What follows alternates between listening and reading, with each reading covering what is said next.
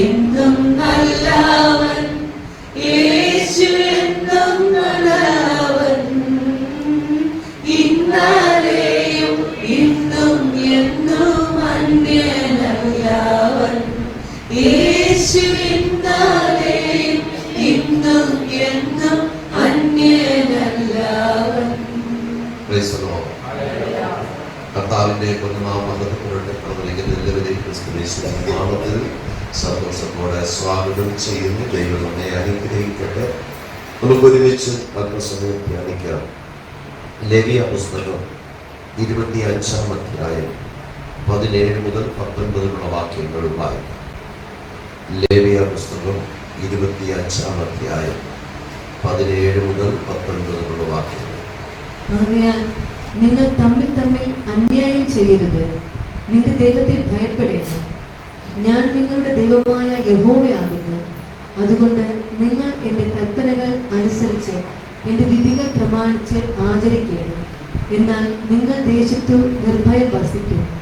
ഭൂമി അതിൻ്റെ ഫലം തരും. നിങ്ങൾ തൃപ്തരായി ഭക്ഷിച്ച് അതിൽ നിർഭയം വസിക്കും. പരിശുദ്ധനായ ദൈവമേ, സ്വർഗ്ഗസ്ഥ പിതാവേ, ഈ വിശുദ്ധ ദിവസത്തിന്റെ പകൽക്കാലത്തിനായിട്ട് ഞങ്ങൾ അങ്ങേ സ്തുതിക്കുന്നു. ഞങ്ങൾ ദേശത്ത് നിർഭയം വസിക്കുവാൻ ദൈവം സാഹചര്യങ്ങളെ ഒരുക്കണം. ഭയപ്പെടുത്തുന്ന ചിലതിനെ എടുത്തു മാറ്റി ഭയമില്ലാതെ ജീവിപ്പാൻ ഞങ്ങൾക്ക് കൃപ നൽകണം. ദേശത്തിന് നന്മ അനുഭവിച്ച് നിർഭയം വസിക്കുവാൻ കർത്താവ് കൃപ ചെയ്യണം.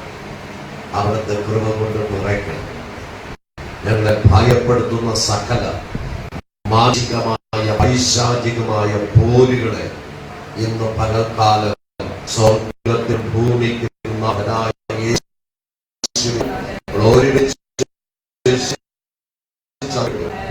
വചനത്തിന്റെ വാതിലുകളെ ദൈവം തുറക്കും. യേശുവിന്റെ നാമത്തിൽ തന്നെ. ഹല്ലേലൂയ. 25-ാം അധ്യായത്തിൽ നമ്മൾ വായിച്ചതിന്റെ 19 വാക്യം ഒരു പ്രാവശ്യം കൂടെ വായിക്കും. ഭൂമി അതിന്റെ ഫലം തരും. ഭൂമി അതിന്റെ ഫലം തരും. നിങ്ങൾ തൃപ്തിയായി ഭക്ഷിച്ച് അതിൽ നിർഭയം വസിക്കും. നിങ്ങൾ തൃപ്തിയായി ഭക്ഷിച്ച് അതിൽ നിർഭയം വസിക്കും. ഒരു മനുഷ്യന്റെ ജീവിതത്തിൽ അടിസ്ഥാനപരമായ ആവശ്യമുള്ള 2 വസ്തുക്കളാണ്. അത് വെള്ളവും ഭക്ഷണവും.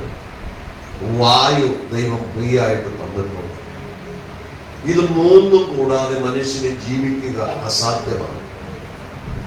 എപ്പോഴാണ് നമ്മുടെ ഭയം മാറുന്നത്? ഇന്ന് മനുഷ്യന് അധികവും ഭയപ്പെടുന്നത് ഭൗതികമായ കാര്യങ്ങൾക്ക് വേണ്ടിയിട്ടാണ്, അല്ലെ? കർത്താവ് തന്നെ പറഞ്ഞു, എന്ത് തിന്നും എന്തുടുക്കും എന്ന് വിചാരപ്പെട്ടുകൊണ്ട് അത് മനുഷ്യൻ വ്യാകുലപ്പെടും. ഭക്ഷിപ്പാൻ ആഹാരവും ധരിപ്പാൻ വസ്ത്രവും മനുഷ്യന് വേണം. അതിവിടെ കർത്താവിന്റെ വചനം പറയുന്നത്, ഭൂമി നിങ്ങൾക്ക് ഫലം തരും. നിങ്ങൾ തൃപ്തിയായി ഭക്ഷിക്കുവാൻ തക്കവണ്ണം ഫലം തരും. നടുന്നവനും നനയ്ക്കുമെന്നവനെ ഏവനുമല്ല, വളരുമാറാക്കുന്നവൻ ദൈവമാണ്, അല്ലേ? നമ്മൾ ഒരു മരച്ചീനി കമ്പ് നട്ടാൽ അതിനകത്ത് തരാനും ദൈവത്തിന് കഴിയും, ഒരു 10 തരാനും കഴിയും. ഒരു വാഴ നട്ടാൽ ചെറിയ കായുള്ള കൊല തരാനും കഴിയും, വലിയ കായുള്ള കൊല തരാനും കഴിയും. അപ്പൊ ദൈവം സമൃദ്ധിയായി തരുമ്പോഴാണ് നമ്മൾ അനുഗ്രഹിക്കപ്പെടുന്നത്. അനേകരുടെ കൃഷിക്ക് നട്ടപ്പോഴും ഒരു കുട്ട, പറിച്ചപ്പോഴും ഒരു കുട്ട. മിച്ചമൊന്നും ഇല്ല. നമ്മൾ ശേഷിപ്പുള്ളവരായി മാറണമെങ്കിൽ സമൃദ്ധിയായ ഫലം തരണം. ദൈവം തന്റെ മക്കൾക്ക് നൽകുന്ന വാഗ്ദത്തം സമൃദ്ധിയായ ഫലം തരാമെന്ന്. യഥാർത്ഥമായി ദൈവത്തെ പിന്തുടരുന്ന ദൈവ പൈതൽ ഈ ലോകത്തിൽ ഒന്നിനെ കുറിച്ചും വ്യാകുലപ്പെടാതെ ജീവിക്കാൻ ദൈവ സാഹചര്യങ്ങൾ ഒരുക്കും. ഒരുപക്ഷെ കഷ്ടമോ ദാരിദ്ര്യമോ ഞെരുക്കമോ നിന്ദയോ ഒക്കെ വരുന്നുവെങ്കിൽ അത് ദൈവം അനുവദിച്ചിട്ടാണെന്ന് മാത്രം കരുതിയാൽ മതി. അതിന് പ്രതിഫലം ദൈവം വേറെ തരും. നമ്മൾ അനുഭവിക്കുന്ന ശോധനകള് നമ്മുടെ തകർച്ചയ്ക്കായിട്ടല്ല, നന്നായി കൊള്ളാകുന്നവരായി തെളിയുവാൻ വേണ്ടിയാണ് എന്നാണ് വേദപുസ്തകം പറയുന്നത്. ഇവിടെ ഭൂമി ഫലം തരും, നിങ്ങൾ തിന്ന് തൃപ്തിയായി ഭക്ഷിച്ച് നിർഭയം വസിക്കും. സമ്പത്തുള്ളത് കൊണ്ട് മാത്രം നമുക്ക് തൃപ്തിയായി വസിക്കാൻ കഴിയില്ല. ആഹാരമുള്ളത് കൊണ്ട് മാത്രം നമുക്ക് തൃപ്തി വരികയില്ല. ഒരു മനുഷ്യൻ ഒരിക്കൽ തന്റെ വയൽ ധാരാളമായി വിളഞ്ഞപ്പോൾ അവൻ തന്നോട് തന്നെ പറഞ്ഞു, ഞാൻ എന്റെ കളപ്പുരകളെ പൊളിച്ച് വലുതായി പണിയും, എന്നിട്ട് സകല ധാന്യവും അവിടെ കൂട്ടിവെക്കും, എന്നിട്ട് എന്നോട് തന്നെ ഞാൻ പറയും, തിന്നുക, കുടിക്കുക, ആനന്ദിക്കുക. കർത്താവോട് ചോദിക്കുന്നു, മൂഢ, ഈ രാത്രിയിൽ നിന്റെ പ്രാണൻ ഞാൻ നിന്നോട് ചോദിച്ചാൽ നീ ഒരുക്കി വെച്ചതൊക്കെ ആർക്കാകും? അപ്പൊ നമ്മുടെ പ്രാണന്റെ ഉടയവൻ നമുക്ക് ആവശ്യമുള്ളത് തരുവാൻ വിശ്വസ്തനായ സംഗീതത്തിൽ കേട്ടതുപോലെ കർത്താവിന്റെ അഭിഷക്തന്റെ ശിഷ്യന്മാർ പറിച്ച് അതെ പായസം ഉണ്ടാക്കാൻ പറിച്ചതായ ആ ചീര അത് പേച്ചൂരയായിരുന്നു. അവർക്ക് തിരിച്ചറിയാൻ കഴിഞ്ഞില്ല. നമുക്കും പലപ്പോഴും പലതും തിരിച്ചറിയാൻ കഴിയാതെ പലതും ചെയ്തു പോകുന്നു. പക്ഷെ അഭിഷേകമുള്ളവൻ നമ്മുടെ നടുവിലുണ്ടെങ്കിൽ ആ മരണത്തെ മാറ്റി ജീവനെ നൽകുവാൻ വിശ്വസ്തനാണ്. ഇന്ന് നമ്മുടെ മേൽ എന്താണ് ദൈവം ആഗ്രഹിക്കുന്നത്? എന്തുകൊണ്ട് ഞാൻ അധ്വാനിച്ചിട്ട് ഫലം ലഭിക്കുന്നില്ല? ദൈവത്തിന്റെ അരുളപ്പാട് അനുസരിച്ച് വിതച്ചാൽ 100 പേര് ഫലം തരാൻ ദൈവം വിശ്വസ്തൻ. ഇസഹാക്ക് ഒരിക്കൽ ഗെരാരിൽ പാർക്കുമ്പോൾ ആ രാജ്യത്ത് മുഴുവനും വരൾച്ചയാണ്, പട്ടിണിയാണ്. ഇസഹാക്ക് ദൈവത്തോട്, ദൈവമേ, ഈ ദേശത്ത് മുഴുവൻ പട്ടിണിയാണ്, അതുകൊണ്ട് ഞാൻ ഈ ദേശം വിട്ട് മറ്റൊരു ദേശത്തേക്ക് പോകുവാൻ ആഗ്രഹിക്കുന്നു. ദൈവം പറഞ്ഞു, ഇസഹാക്കേ, ഇവിടത്തെ നാട്ടുകാർ വിതയ്ക്കുന്നു നീ നോക്കണ്ട, നീ എന്റെ ശബ്ദം കേട്ട് ഇറങ്ങിയവന്റെ പുത്രനാണ്. നീ ഈ വരൾച്ചയുള്ള കാലത്ത് വിതച്ചാലോ ഞാൻ 100 പേര് ഫലം തരാൻ വിശ്വസ്തനാ. ഗെരാറിൽ ഇസഹാക്ക് വിതച്ചതിന് 100 പേര് ഫലം കൊടുത്തെങ്കിൽ ചുറ്റുപാടുകളെ നീ നോക്കണ്ട, അയൽക്കാരെ നോക്കണ്ട, ദേശത്തെ നോക്കണ്ട. ദൈവത്തിന്റെ വചനമനുസരിച്ച് ജീവിക്കുന്ന ദൈവവൈതലിന്റെ വിതയെ 100 പേര് വിളവ് തരുവാൻ ദൈവം വിശ്വസ്തനാണെന്ന് ഇന്ന് പകൽക്കാലം തിരിച്ചറിയുന്ന ദൈവമക്കൾ ആ ദൈവത്തെ സ്തുതിച്ചു തുടങ്ങിക്കോ. നിന്റെ സാമ്പത്തിക മേഖല ഏതൊക്കെയോ ഭാഗത്ത് തകർന്നു കിടക്കുന്നുവെങ്കിൽ ഇന്ന് പകൽക്കാലം പണിയപ്പെടുവാൻ വിശ്വസ്തനായ ഒരു ദൈവം ഇവിടെ കടന്നു വന്നിട്ടുണ്ട്.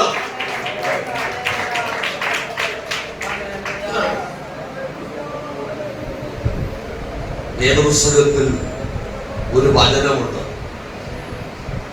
നിങ്ങൾ അധ്വാനിച്ചു കൊണ്ടുവന്നു, ഞാൻ അതിനെ ഊതിക്കളഞ്ഞു. ചില വർഷങ്ങൾക്ക് പുറകിൽ ഞാൻ ഒരു ഭവനത്തിൽ ആദ്യമായി പ്രാർത്ഥിക്കാനായിട്ട് പോകുമ്പോൾ ദേവദാസനെ കൂട്ടിക്കൊണ്ടുപോയതാണ്. ചർച്ചിൽ ഒരു പാസ്റ്റർ പ്രസംഗിച്ച ശേഷം ഒരു ഭവനത്തിൽ ഭക്ഷണം കഴിക്കാൻ കൊണ്ടുപോയി. ഇവിടെ ചെല്ലുമ്പോൾ എന്നോട് പറഞ്ഞു, പാസ്റ്റർ നോക്കി വീടിന് വേണ്ടി പ്രാർത്ഥിക്കണം.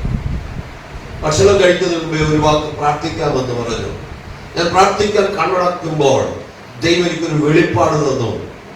ഒരു വലിയ ടേബിളിന്റെ മുകളിലൂടെ ഇങ്ങനെ ഒരാള് നെൽമണികൾ ഇങ്ങനെ താഴേക്ക് അത് ഇങ്ങനെ തൂക്കിക്കൊണ്ടേയിരിക്കുകയാണ്. അതിങ്ങനെ താഴേക്ക് വരുന്നു. പക്ഷെ ഒരു സ്ഥലം ശക്തിയായ ഫാൻ ഇങ്ങനെ കറങ്ങിയിട്ട് ഒരു നെൽമണി പോലും ഈ മേശപ്പുറത്ത് വീഴാതെ മുഴുവൻ ചിതറിപ്പോകുന്നതായിട്ട് കാണിച്ചു. ആ വീട്ടിലെ സമ്പത്ത് ധാരാളമുണ്ട്, വരുമാനം ധാരാളമുണ്ട്, പക്ഷേ ഒരു രൂപ പോലും മിച്ചം വരുന്നില്ല. അതാണ് ആ വീട്ടിന്റെ സ്ഥിതി. ഞാൻ പറഞ്ഞു, ഇതാണ് ഈ വീട്ടിന്റെ സ്ഥിതി. അപ്പൊ ആ വീട്ടുകാരൻ ചോദിച്ചു, ഞങ്ങൾ ഇനി എന്ത് ചെയ്യണം മാസ്റ്ററെ? ഞാൻ പറഞ്ഞു, നിങ്ങൾ കൃത്യമായി ദൈവനാമത്തിന് കൊടുക്കാനുള്ള വേർതിരിച്ചു കഴിഞ്ഞാൽ ശേഷിപ്പിന്റെ ശത്രുതയില്ല. ഇത് ദൈവം തന്നെ ഊതിക്കളയുകയാണ്. പിന്നെ അതിനെ പ്രാർത്ഥിച്ചിട്ട് വിടുതലൊന്നുമില്ല. നമ്മളത് ക്രമപ്പെട്ടാൽ മതി. ജീവിതത്തിൽ എവിടെയൊക്കെയോ ക്രമപ്പെട്ടാൽ മതി, നമ്മുടെ നന്മയെ ദൈവം അനുഗ്രഹിച്ചു തരും. ഇവിടെ ഭൂമി വീട്ടിൽ കൊണ്ടുവരുന്നത് ദൈവം ഊതിക്കളഞ്ഞാൽ ആർക്കാ അതിനെ പിടിച്ചു നിർത്താൻ കഴിയുന്നത്? ഏത് മാസം പ്രാർത്ഥിച്ചാലും അതിന് മറുപടി വരികയില്ല. നാം ദൈവസന്നിധിയിൽ ക്രമപ്പെടേണ്ടത് ക്രമപ്പെട്ടാൽ നമ്മൾ അധ്വാനിക്കുന്നതിന് തക്ക പ്രതിഫലം ദൈവം തരും. 128 സങ്കീർത്തനക്കാരൻ പറയും, നിന്റെ കൈകളുടെ അധ്വാന ഫലം നീ തിന്നും, നിനക്ക് നന്മ വരും. നിന്റെ ഭാര്യ നിന്റെ വീട്ടിനകത്ത് ഫലപ്രദമായ മുന്തിരിവള്ളി പോലെയും നിന്റെ മക്കൾ നിന്റെ മേശയിലിട്ട് ഒലിവുതകൾ പോലെ ഇരിക്കും. അങ്ങനെയാണ് യഹോവ ഭക്തനായ പുരുഷൻ അനുഗ്രഹിക്കപ്പെടുന്നത്. ഇന്നത്തെ തലമുറയോ സ്വന്തം വീട്ടിൽ ഒരു കാര്യം ചെയ്യാറില്ല. അയൽവക്കത്ത് പോയി ചാണകം പറഞ്ഞ് മാറാൻ പറഞ്ഞാൽ അവർ ചെയ്യും. അതല്ല വേണ്ടത്. നമ്മുടെ ഭവനത്തിനകത്ത് നമ്മുടെ കുഞ്ഞുങ്ങൾ ഒലിവ് തൈകൾ പോലെ വളരണം. അതിന് യഹോവയെ ഭയപ്പെട്ട് യഹോവയുടെ വഴികളിൽ നടക്കണം നമ്മൾ. ആ വീട്ടിലാണ് ദൈവത്തിന്റെ അനുഗ്രഹം പകരപ്പെടാൻ ദൈവത്തിന് കഴിയുന്നത്. യെഹെസ്കേൽ പ്രവാചകന്റെ പുസ്തകം 34 അധ്യായം 26, 27 വാക്യങ്ങൾ വായിക്കുമ്പോൾ, യെഹെസ്കേൽ പ്രവചനം 34 അധ്യായം 26, 27 വാക്യങ്ങൾ, ഞാൻ അവയെയും എന്റെ കുഞ്ഞിനും ചുറ്റുമുള്ള സ്ഥലങ്ങളെ ഒരു അനുഗ്രഹമാക്കി വയ്ക്കും. ഞാൻ തക്ക സമയത്ത് മഴ പെയ്യിക്കും. അത് അനുഗ്രഹകരമായ മഴയായിരിക്കും. വയലിലെ വൃക്ഷം ഫലം കായ്ക്കും. നിലം നന്നായി വിളയുകയും അവർ തങ്ങളുടെ ദേശത്ത് നിർഭയമായി വസിക്കുകയും ഞാൻ അവരുടെ നുകക്കഴികളെ പൊട്ടിച്ച് അവരെ കൊണ്ട് പണിയെടുപ്പിച്ചവരുടെ കയ്യിൽ നിന്ന് അവരെ വിടുവിക്കുകയും ചെയ്യുമ്പോൾ ഞാൻ യഹോവ എന്ന് അവർ അറിയും. ദൈവം പറയുന്നു, ഞാൻ തക്ക സമയത്ത് മഴ തരും. അവ അനുഗ്രഹത്തിന്റെ മഴയായിരിക്കും. വൃക്ഷങ്ങൾ ഫലം തരും, നിലം നന്നായി വിളയും. അതിന്റെ അടുത്ത് പറയുന്നത്, നിങ്ങൾക്ക് ഭയം വരുത്തുന്ന നുകക്കഴികളുണ്ട്, അതിനെ അഴിച്ചു കളയും. ഇന്ന് പകല് അധ്വാനത്തിന് കുറവില്ല, വിളവിന് കുറവില്ല, പക്ഷെ ഒന്ന് നിവരാൻ കഴിയുന്നില്ല. ഒന്ന് നിവരുമ്പോൾ അടുത്ത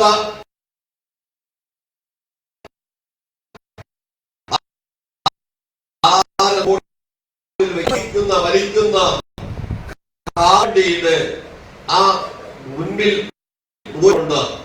നുകത്തിന്റെ മുൻവശത്ത് ഇങ്ങനെ ഒരു തടി വെച്ച് കെട്ടിയിട്ടുണ്ട്. അതിന് വേറെ എന്തോ പേരുണ്ട്, എനിക്കറിയില്ല. 2 കാളയെ 2 സൈഡിലും നിർത്തുമ്പോൾ 2 കമ്പുകൾ ഇങ്ങനെ താഴേക്കിടും. എന്നിട്ട് ആദ്യത്തെ കമ്പിൽ നിന്നൊരു കയറ് കെട്ടി കാളയുടെ കഴുത്തിൽ കൂടെ ചേർത്ത് ഇപ്പുറത്തെ ആ നുകത്തിന്റെ അറ്റത്ത് കൊരുത്തിടും. ഈ കയറ് കൊണ്ട് കെട്ടി കാളയുടെ കഴുത്തുമായി ഈ നുകം ബന്ധിപ്പിച്ചു കഴിഞ്ഞാൽ ഈ കാള എവിടെ പോകുമോ അവിടെയൊക്കെ ഈ കാള വെട്ടി പോകും. ഈ കാളയുടെ കുരുക്കഴിച്ചെങ്കില് അതിന് സ്വാതന്ത്ര്യത്തോടെ പോകാൻ കഴിയും. ഇന്ന് അനേകരുടെ കഴുത്തിനകത്ത് ഇതുപോലെ നുകം വച്ചിട്ട് അവയെ കയറുകൊണ്ട് ബന്ധിച്ചിരിക്കുക, നീ വരുവാൻ കഴിയാതെ. കാളയൊക്കെ ദീർഘദൂരം ഈ ഭാരം വഹിച്ചുകൊണ്ട് പോയിട്ട്, എന്റെ ബാല്യകാലത്തില് വയലിലൊക്കെ മരിച്ചു വീഴുമ്പോൾ നമ്മൾ ഈ കാളവണ്ടിയിലാണ് അടുക്കി വിടുന്നത് ചാലയിലേക്ക് കൊണ്ടുപോകാൻ. കൊറ്റപ്പള്ളിയിൽ നിന്ന് ചാല വരെ ഈ വണ്ടി വലിച്ചുകൂടി കാള പോണം. വഴിയിൽ ഒന്നോ രണ്ടോ സ്ഥലത്ത് ഇത് നിർത്തുമ്പോൾ കാളവണ്ടിക്കാരൻ ചെയ്യുന്നത് ഈ ബാക്കിൽ ഒരു മുട്ട് കൊടുത്ത ശേഷം ഈ കാളയുടെ കഴുത്ത് മുഖം ഈ കയറഴിച്ച് മാറ്റിയിട്ട് കാളയിങ്ങനെ തല കുനിയിച്ച് മാറ്റി നിർത്തും. കുറേ സമയം ആ കാള ഇങ്ങനെ തന്നെ നിൽക്കും. എന്തെന്നറിയാമോ? അതിന്റെ കഴുത്തിലെ വഹിക്കുന്ന ഭാരം മാറിയത് അതിനറിയാൻ കഴിയുന്നില്ല. ഇന്നും അനേകം വിശ്വാസികളെന്ന് പറയുന്നവരുടെ മേലും പിശാച് മുഖം വച്ചിട്ടുണ്ട്, കർത്താവ് മുഖം വച്ചിട്ടുണ്ട്.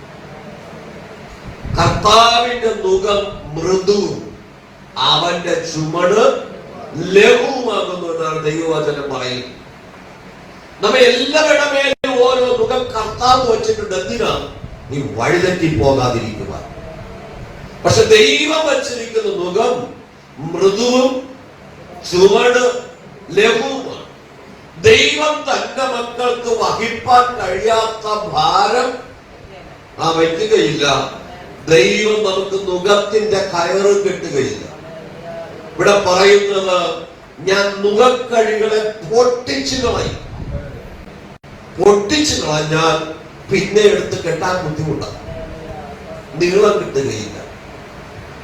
ഇവിടെ ശത്രു നുഖക്കഴി വെച്ച് അനേകരെ കെട്ടിവെച്ചിരിക്കുക, ഒന്നും നിവരുവാൻ കഴിയാതെ. എന്നും ദാരിദ്ര്യം, അതിനൊന്നും നിവരാൻ കഴിയുന്നില്ല. ഒരാൾ രോഗിയായി ആശുപത്രി വീട്ടിൽ വരുമ്പോൾ അടുത്തയാൾ പോകുന്നു, അതിനൊന്നും നിവരാൻ കഴിയുന്നില്ല. ഒരു തരത്തിൽ സ്വസ്ഥത അനുഭവിക്കും, വേറെ പ്രശ്നം വന്ന് ആ സ്വസ്ഥത നഷ്ടപ്പെടുന്നു, നിവരാൻ കഴിയുന്നില്ല. ഇതൊക്കെ ശത്രു വച്ചിരിക്കുന്ന മുഖമാണ്. ദൈവത്തിന്റെ വചനം പറയുന്നു, ഞാൻ യഹോവയാണ്, ഞാൻ നിങ്ങളെ വിടുവിക്കാം. പക്ഷേ നിങ്ങൾ ദൈവത്തെ ഭയപ്പെടണം. അതാണ് നമ്മൾ വായിച്ച വേദഭാഗങ്ങൾ നമ്മൾ ചിന്തിച്ചത്. ഇവിടെ വൃക്ഷഫലത്തിലും നിലം നന്നായി വിളയും, ഞങ്ങൾ നിർഭയമായി വസിക്കും. പക്ഷെ നിർഭയമായി വസിക്കണമെങ്കിൽ നുഖക്കഴികളെ അഴിച്ചുവിടണം.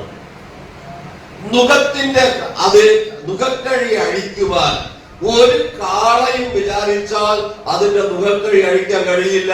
ഒരു കാളയുടെ ഉടയവൻ വരണം, അല്ലെങ്കിൽ കാളയെ മേയ്ക്കുന്നവൻ വരണം അതിന്റെ കെട്ടഴിക്കുവാൻ. ഇന്ന് പകൽ നമ്മെ വിശ്വാസത്തിലേക്ക് കൊണ്ടുവന്ന, ദൈവകൃപയിലേക്ക് കൊണ്ടുവന്ന, ആ ദൈവകൃപയിൽ നടന്ന നമ്മെ പഠിപ്പിച്ച നമ്മുടെ പ്രാണപ്രിയം നമ്മുടെ നടുവിലുണ്ട്.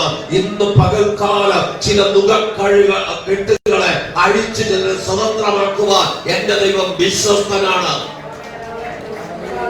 നമ്മൾ അധ്വാനിക്കുന്ന നന്മ അനുഭവിക്കാൻ കഴിയാതെ പലപ്പോഴും ശൂന്യത കൊണ്ടുവരുന്ന അനുഭവമാണോ? ദൈവത്തോട് പ്രാർത്ഥിച്ചുകൊണ്ടിരുന്നാൽ മതി. ഇന്ന് പകൽക്കാലം ചില കെട്ടുകളെ അഴിപ്പാൻ വിശ്വസ്തനായ കർത്താവ് ഇവിടെ വന്നിട്ടുണ്ട്. ഹല്ലേലൂയ. 85-ാം സങ്കീർത്തനം അതിന്റെ 12-ാമത് വാക്യം. 85-ാം സങ്കീർത്തനം 12-ാമത് വചനം. യഹോവ നന്മ നൽകുകയും നമ്മുടെ ദേശം വിള തരുകയും ചെയ്യും. യഹോവ നന്മ തരുമ്പോഴാണ് നമ്മുടെ ദേശം വിള തരുന്നത്. ദൈവത്തെ അറിഞ്ഞവനും അറിയാത്തവനും ഒരുപോലെ മഴ പെയ്ക്കുന്ന ദൈവമാണ് നമ്മുടെ ദൈവം. ദൈവം തനിക്കുള്ളതിന് വേർതിരിക്കുന്ന ദൈവം. ഹല്ലേലൂയ. നമ്മുടെ ജീവിതത്തിൽ നഷ്ടം വന്നാൽ അതിന്റെ ഉത്തരവാദി ദൈവമാണ്. നഷ്ടം വരുമ്പോൾ നമ്മൾ ചോദിക്കണം, അപ്പാ എന്തുകൊണ്ട് എന്റെ ജീവിതത്തിൽ ഈ നഷ്ടം വന്നു? എവിടെയാണ് ഞാൻ ക്രമപ്പെടേണ്ടത്? ദൈവത്തിന്റെ നമ്മുടെ ഈ സ്നേഹിക്കുന്ന സഹോദരൻ അത് ഗവൺമെന്റ് ജോലി കിട്ടുന്നതിന് മുമ്പ് വയലിൽ വാഴ നടുവായി. തന്റെ വയലിന്റെ ഈ അറ്റത്തെ 2 മണ താൻ എടുത്തിട്ട് അതിന്റെ അടുത്ത ഭാഗം മറ്റൊരാളിന് കൊടുത്തു. അതിന്റെ പകുതിക്ക് അപ്പുറം താൻ എടുത്തു. അപ്പൊ ഇടയ്ക്കിടയ്ക്ക് പകുതി വീതം കൃഷി ചെയ്തു. വാഴ കൊലക്കാറായപ്പോൾ ഒരു കാറ്റടിച്ചു. ഇദ്ദേഹത്തിന്റെ വാഴ മാത്രം ഒടിഞ്ഞു, മറ്റവന്റെ വാഴ ഒന്നും ഒടിഞ്ഞു. എന്നോട് വിളിച്ചു പറഞ്ഞു, ലജ്ജിച്ച് വയലിറങ്ങാൻ ബുദ്ധിമുട്ട് തോന്നുന്നു. ഞാൻ പറഞ്ഞു, ഈ ലജ്ജയെ മാറ്റാൻ ദൈവം വിശ്വസിക്കുന്നു. 30 ദിവസത്തിനകത്ത് സർക്കാർ ശമ്പളം വാങ്ങുവാൻ ദൈവം ജോലി കൊടുക്കും. നീ ദേശത്ത് നിന്ദിക്കപ്പെടുന്നുവോ, നിന്റെ നിന്നയെ മാറ്റാൻ ദൈവം വിശ്വസ്തനാണ്. നിന്റെ ജീവിതത്തിൽ നഷ്ടവും കഷ്ടവും വരുമ്പോൾ ഇതെന്താ കർത്താവ് ഇങ്ങനെ എന്ന് ചോദിക്കാതെ അതിന്റെ പിന്നിലുള്ള ഒരു ദൈവപ്രവൃത്തി വെളിപ്പെടുവാൻ നമ്മളെ ഏൽപ്പിക്കണം. കഷ്ടതയുടെ തീച്ചുളയിലൂടെ കടന്നു പോകുമ്പോൾ ഓർക്കണം, ദൈവം അനുവദിച്ചിട്ടാണെങ്കിൽ അതിന് പ്രതിഫലമുണ്ട്. ഞെരുക്കവും പ്രയാസവും എല്ലാവർക്കും ഉണ്ട്. ഞാൻ പലപ്പോഴും പറയാറുണ്ട്, കഷ്ടവും വേദനയും രോഗവും ഒക്കെ ലോക മനുഷ്യരോട് നമുക്കും ഉണ്ട്. ലോക മനുഷ്യൻ കഷ്ടത വന്ന രോഗം വന്നവൻ അതെ മരണത്തിന് കീഴ്പ്പെടുമ്പോൾ ദൈവത്തെ ആരാധിക്കുന്ന ദൈവമക്കളെ മരണത്തിൽ ജീവനിലേക്ക് നയിക്കും. അതാണ് ദൈവമക്കളുടെ പ്രത്യേകത. ഇവിടെ യഹോവ നന്മ വരികയും നമ്മുടെ ദേശം വിള വരുമ്പോൾ അത് നന്മയായി തീരണം. അല്ല എങ്കിൽ ആ വിള കൊണ്ടൊരു പ്രയോജനവും ഇല്ല. ഒരിക്കലൊരു കൊയ്ത്തിന് സമയമായപ്പോൾ ഭയങ്കരമായ വെള്ളപ്പൊക്കം വന്നു. ഒരു 3-4 വയലിലുള്ള ഒരു നെല്ല് പോലും കൊയ്തെടുക്കാൻ കഴിഞ്ഞു. എല്ലാം വെള്ളത്തിൽ അഴുകിപ്പോയി. നന്നായി വിളയുന്ന വയലാണ്, പക്ഷേ കൊയ്തെടുക്കാൻ കഴിഞ്ഞ എന്തോ പ്രയോജനം. പണ്ടത്തെ ആള് പറയാറുണ്ട്, ആലിക്ക പഴുക്കുമ്പോൾ കാക്കയ്ക്ക് വായ്പുണ്ട് വരും. അത് ഇഷ്ടമുള്ള ഭക്ഷണമാണത്. ആരെയും ഉപദ്രവിക്കാതെ നിന്ന് വയറ് നിറയ്ക്കാനുള്ളതാണ്. അനേകം വിശ്വാസിയുടെ ജീവിതത്തിൽ അങ്ങനെയല്ലേ? നന്മ വരുമ്പോൾ അനുഭവിക്കാൻ കഴിയാതിരിക്കുന്നതിന്റെ ദൈവത്തിന്റെ സന്നിധിയിൽ നമ്മൾ ഉണർന്ന് പ്രാർത്ഥിക്കണം. കുറവുകളെ ഏറ്റുപറഞ്ഞ് പ്രാർത്ഥിക്കണം. ഇന്ന് പകൽക്കാലം ശത്രു വച്ചിരിക്കുന്ന നുകക്കയറുകളെ കെട്ടുകളെ പൊട്ടിച്ചിട്ടേ മടങ്ങിപ്പോകാവൂ. സ്വാതന്ത്ര്യത്തോടെ മടങ്ങിപ്പോകാവൂ. യോവേൽ പ്രവാചകന്റെ പുസ്തകം 2-ാം അധ്യായം അതിന്റെ 19-ാമത് വചനം. യോവേൽ പ്രവാചകന്റെ പുസ്തകം 2-ാം അധ്യായം 19-ാമത് വചനം. യഹോവ തന്റെ ജനത്തിന് ഉത്തരം അരുളിയത്, ഞാൻ നിങ്ങൾക്ക് ധാന്യവും വീഞ്ഞും എണ്ണയും നൽകും. നിങ്ങൾ അതിനാൽ തൃപ്തി പ്രാപിക്കും. ഞാൻ ഇനി നിങ്ങളെ ജാതികളുടെ ഇടയിൽ നിന്ദയാക്കുകയുമില്ല. ദൈവത്തെ ആരാധിച്ചിട്ട് എന്ത് കിട്ടിയെന്ന് ചോദിക്കുന്നതിന്റെ നടുവിൽ നിന്നെ മാനിക്കുന്ന ഒരു ദൈവമുണ്ടെന്ന് തിരിച്ചറിയാൻ പോകുകയാ. ഇനി ജാതികളുടെ മുൻപിൽ നിന്നെ നിന്ദയാക്കി തീർക്കാൻ എന്റെ അപ്പൻ അനുവദിക്കയില്ല. ദൈവത്തെ സേവിക്കുന്നവരെയും സേവിക്കാത്തവരെ നമ്മൾ വേർതിരിക്കുന്ന ഒരു ദൈവമുണ്ടെന്ന് ഈ ദിവസങ്ങളിൽ ദേശം തിരിച്ചറിയാൻ പോകുകയാണ്. ആരാധിക്കുന്ന താല്പര്യമുള്ളവർ ആരാധിച്ചോ. നിന്റെ കുടുംബത്തിനകത്ത് നിന്നയെ ഉരുട്ടിക്കളയുവാൻ എന്റെ ദൈവം സർവശക്തനാണ്. ആ ദൈവത്തിന്റെ വലിയ സാന്നിധ്യം ഇന്ന് പകൽക്കാലം വ്യാപരിക്കുമ്പോൾ അതിനോട് പ്രതികരിക്കുന്ന നിന്റെ ജീവിതത്തിന് നിന്ന് ഉരുട്ടിക്കളയുവാൻ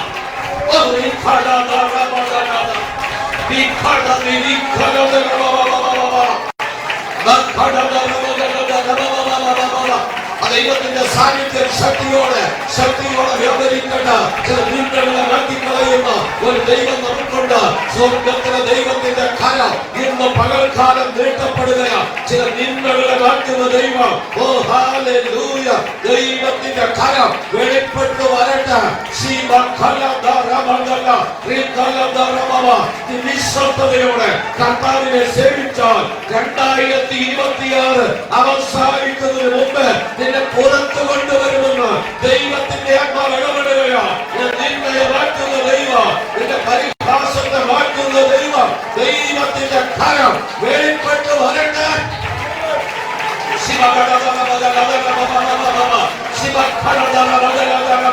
ദൈവം മഹത്വം ശക്തിയായി വെളിപ്പെടട്ടെ. ദൈവ സാന്നിധ്യം ശക്തമായി വെളിപ്പെടട്ടെ. ചില നിങ്ങളെ മാറ്റുവാൻ സമയമാകുന്ന ദൈവത്തിന്റെ ആത്മാവ് വ്യക്തമായി ഇടപെടുകയാണ്. ദൈവ മഹത്വം വെളിപ്പെടട്ടെ. ദൈവ മഹത്വം വെളിപ്പെടട്ടെ.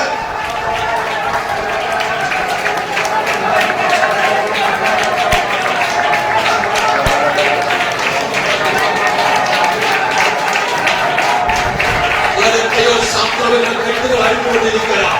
ചില തുകക്കയറുകളെ കർത്താവ് അഴിച്ചു മാറ്റിക്കൊണ്ടിരിക്കുകയാണ്. ഓ ഹല്ലേലൂയ. നിന്നെ നിന്ദയെ മാറ്റുന്ന ഒരു ദൈവം.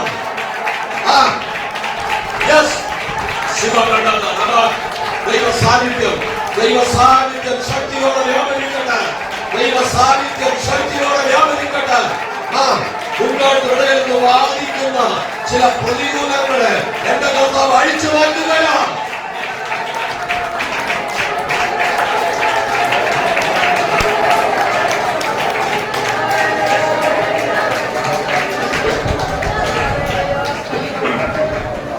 ദൈവത്തിന് സ്തോത്രം പറയാം. ഹല്ലേലൂയ. ആവർത്തന പുസ്തകം 11-ാം അധ്യായം അതിന്റെ 15-ാമത് വാക്യം വായിക്കും. ആവർത്തന പുസ്തകം 11-ാം അധ്യായം 15-ാമത് വാക്യം. ഞാൻ നിന്റെ നിലത്ത് നിന്റെ നാൽക്കാലികൾക്കും പുല്ല് തരും. നീ തൃപ്തിയാകുമെന്ന് ഭക്ഷിക്കും. നിങ്ങളുടെ ഹൃദയത്തിന്റെ ഭോഷത്തെ പറ്റുകയും നിങ്ങൾ നേർവഴി വിട്ട് അന്യദൈവങ്ങളെ സേവിച്ച് നമസ്കരിക്കുകയും ചെയ്യാതിരിപ്പാൻ സൂക്ഷിച്ചുകൊള്ളുവേ. അവിടെ ദൈവം പറയുന്നു, നിലത്തിലെ പുല്ല് വിളയിക്കുന്നവൻ ദൈവമാണ്. നിങ്ങളുടെ നാൽക്കാലികൾക്ക് പുല്ലും നിങ്ങൾക്ക് ആവശ്യമായ ഭക്ഷണവും തരും. രണ്ടാമത്തെ ഭാഗത്തോടെ വായിക്കാം. നീ തൃപ്തിയാകും വണ്ണം ഭക്ഷിച്ച് നിങ്ങളുടെ ഹൃദയത്തിന് ഭോഷത്തെ പറ്റാതെ നിങ്ങളുടെ ഹൃദയത്തിൽ ഭോഷത്വം പറ്റാതിരിപ്പാൻ നേർവഴി വിട്ട് അന്യദൈവങ്ങളെ സേവിച്ച് നമസ്കരിക്കുകയും ചെയ്യാതിരിപ്പാൻ സൂക്ഷിച്ചുകൊള്ളുക. ഇന്നനേകം പ്രയാസങ്ങളും പ്രതിസന്ധികളും മാറുമ്പോൾ പിന്നെയും പഴയ വഴിയിലേക്ക് പോവുകയാണ്. ദൈവത്തെ ആരാധിക്കാൻ വരാതിരിക്കുന്നത് പാപമാണ്. ദൈവത്തിന്റെ വഴികൾ വരാതെ സ്വന്തം വഴികൾ നടക്കുന്ന അനേകം മരണകരമായ അനുഭവത്തിൽ ദൈവം വിടുവിച്ചാൽ ശിഷ്ടായുസ് മുഴുവനും ദൈവത്തെ ആരാധിക്കുന്ന ഉത്തരവാദിത്വം നമുക്കുണ്ട്. അവിടെ പാസ് നിർബന്ധിച്ചിട്ട് നീ വരേണ്ട കാര്യമില്ല. സ്വന്തം മനസ്സോടെ വന്നാലേ അനുഗ്രഹം പ്രാപിക്കാൻ കഴിയുള്ളൂ. കർത്താവാണ് എന്നെ വിടുവിച്ചു എന്ന ബോധം വരണം. അങ്ങനെയുള്ള വ്യക്തിക്ക് ഭവനത്തിൽ അടങ്ങിയിരിക്കാൻ കഴിയില്ല. നിർബന്ധിച്ചിട്ടല്ല ഇത് ചെയ്യേണ്ടുന്നത്. ഹൃദയത്തിനകത്ത് ഭോഷത്വം പറ്റി ദൈവകൃപ വിട്ട് നീ പിന്മാറി പോകരുത്. ദൈവം തരുന്ന നന്മകൾ അനുഭവിച്ചുകൊണ്ട് ദൈവത്തിന്റെ വഴികൾ നടക്കുവാൻ നമുക്ക് കഴിയണം.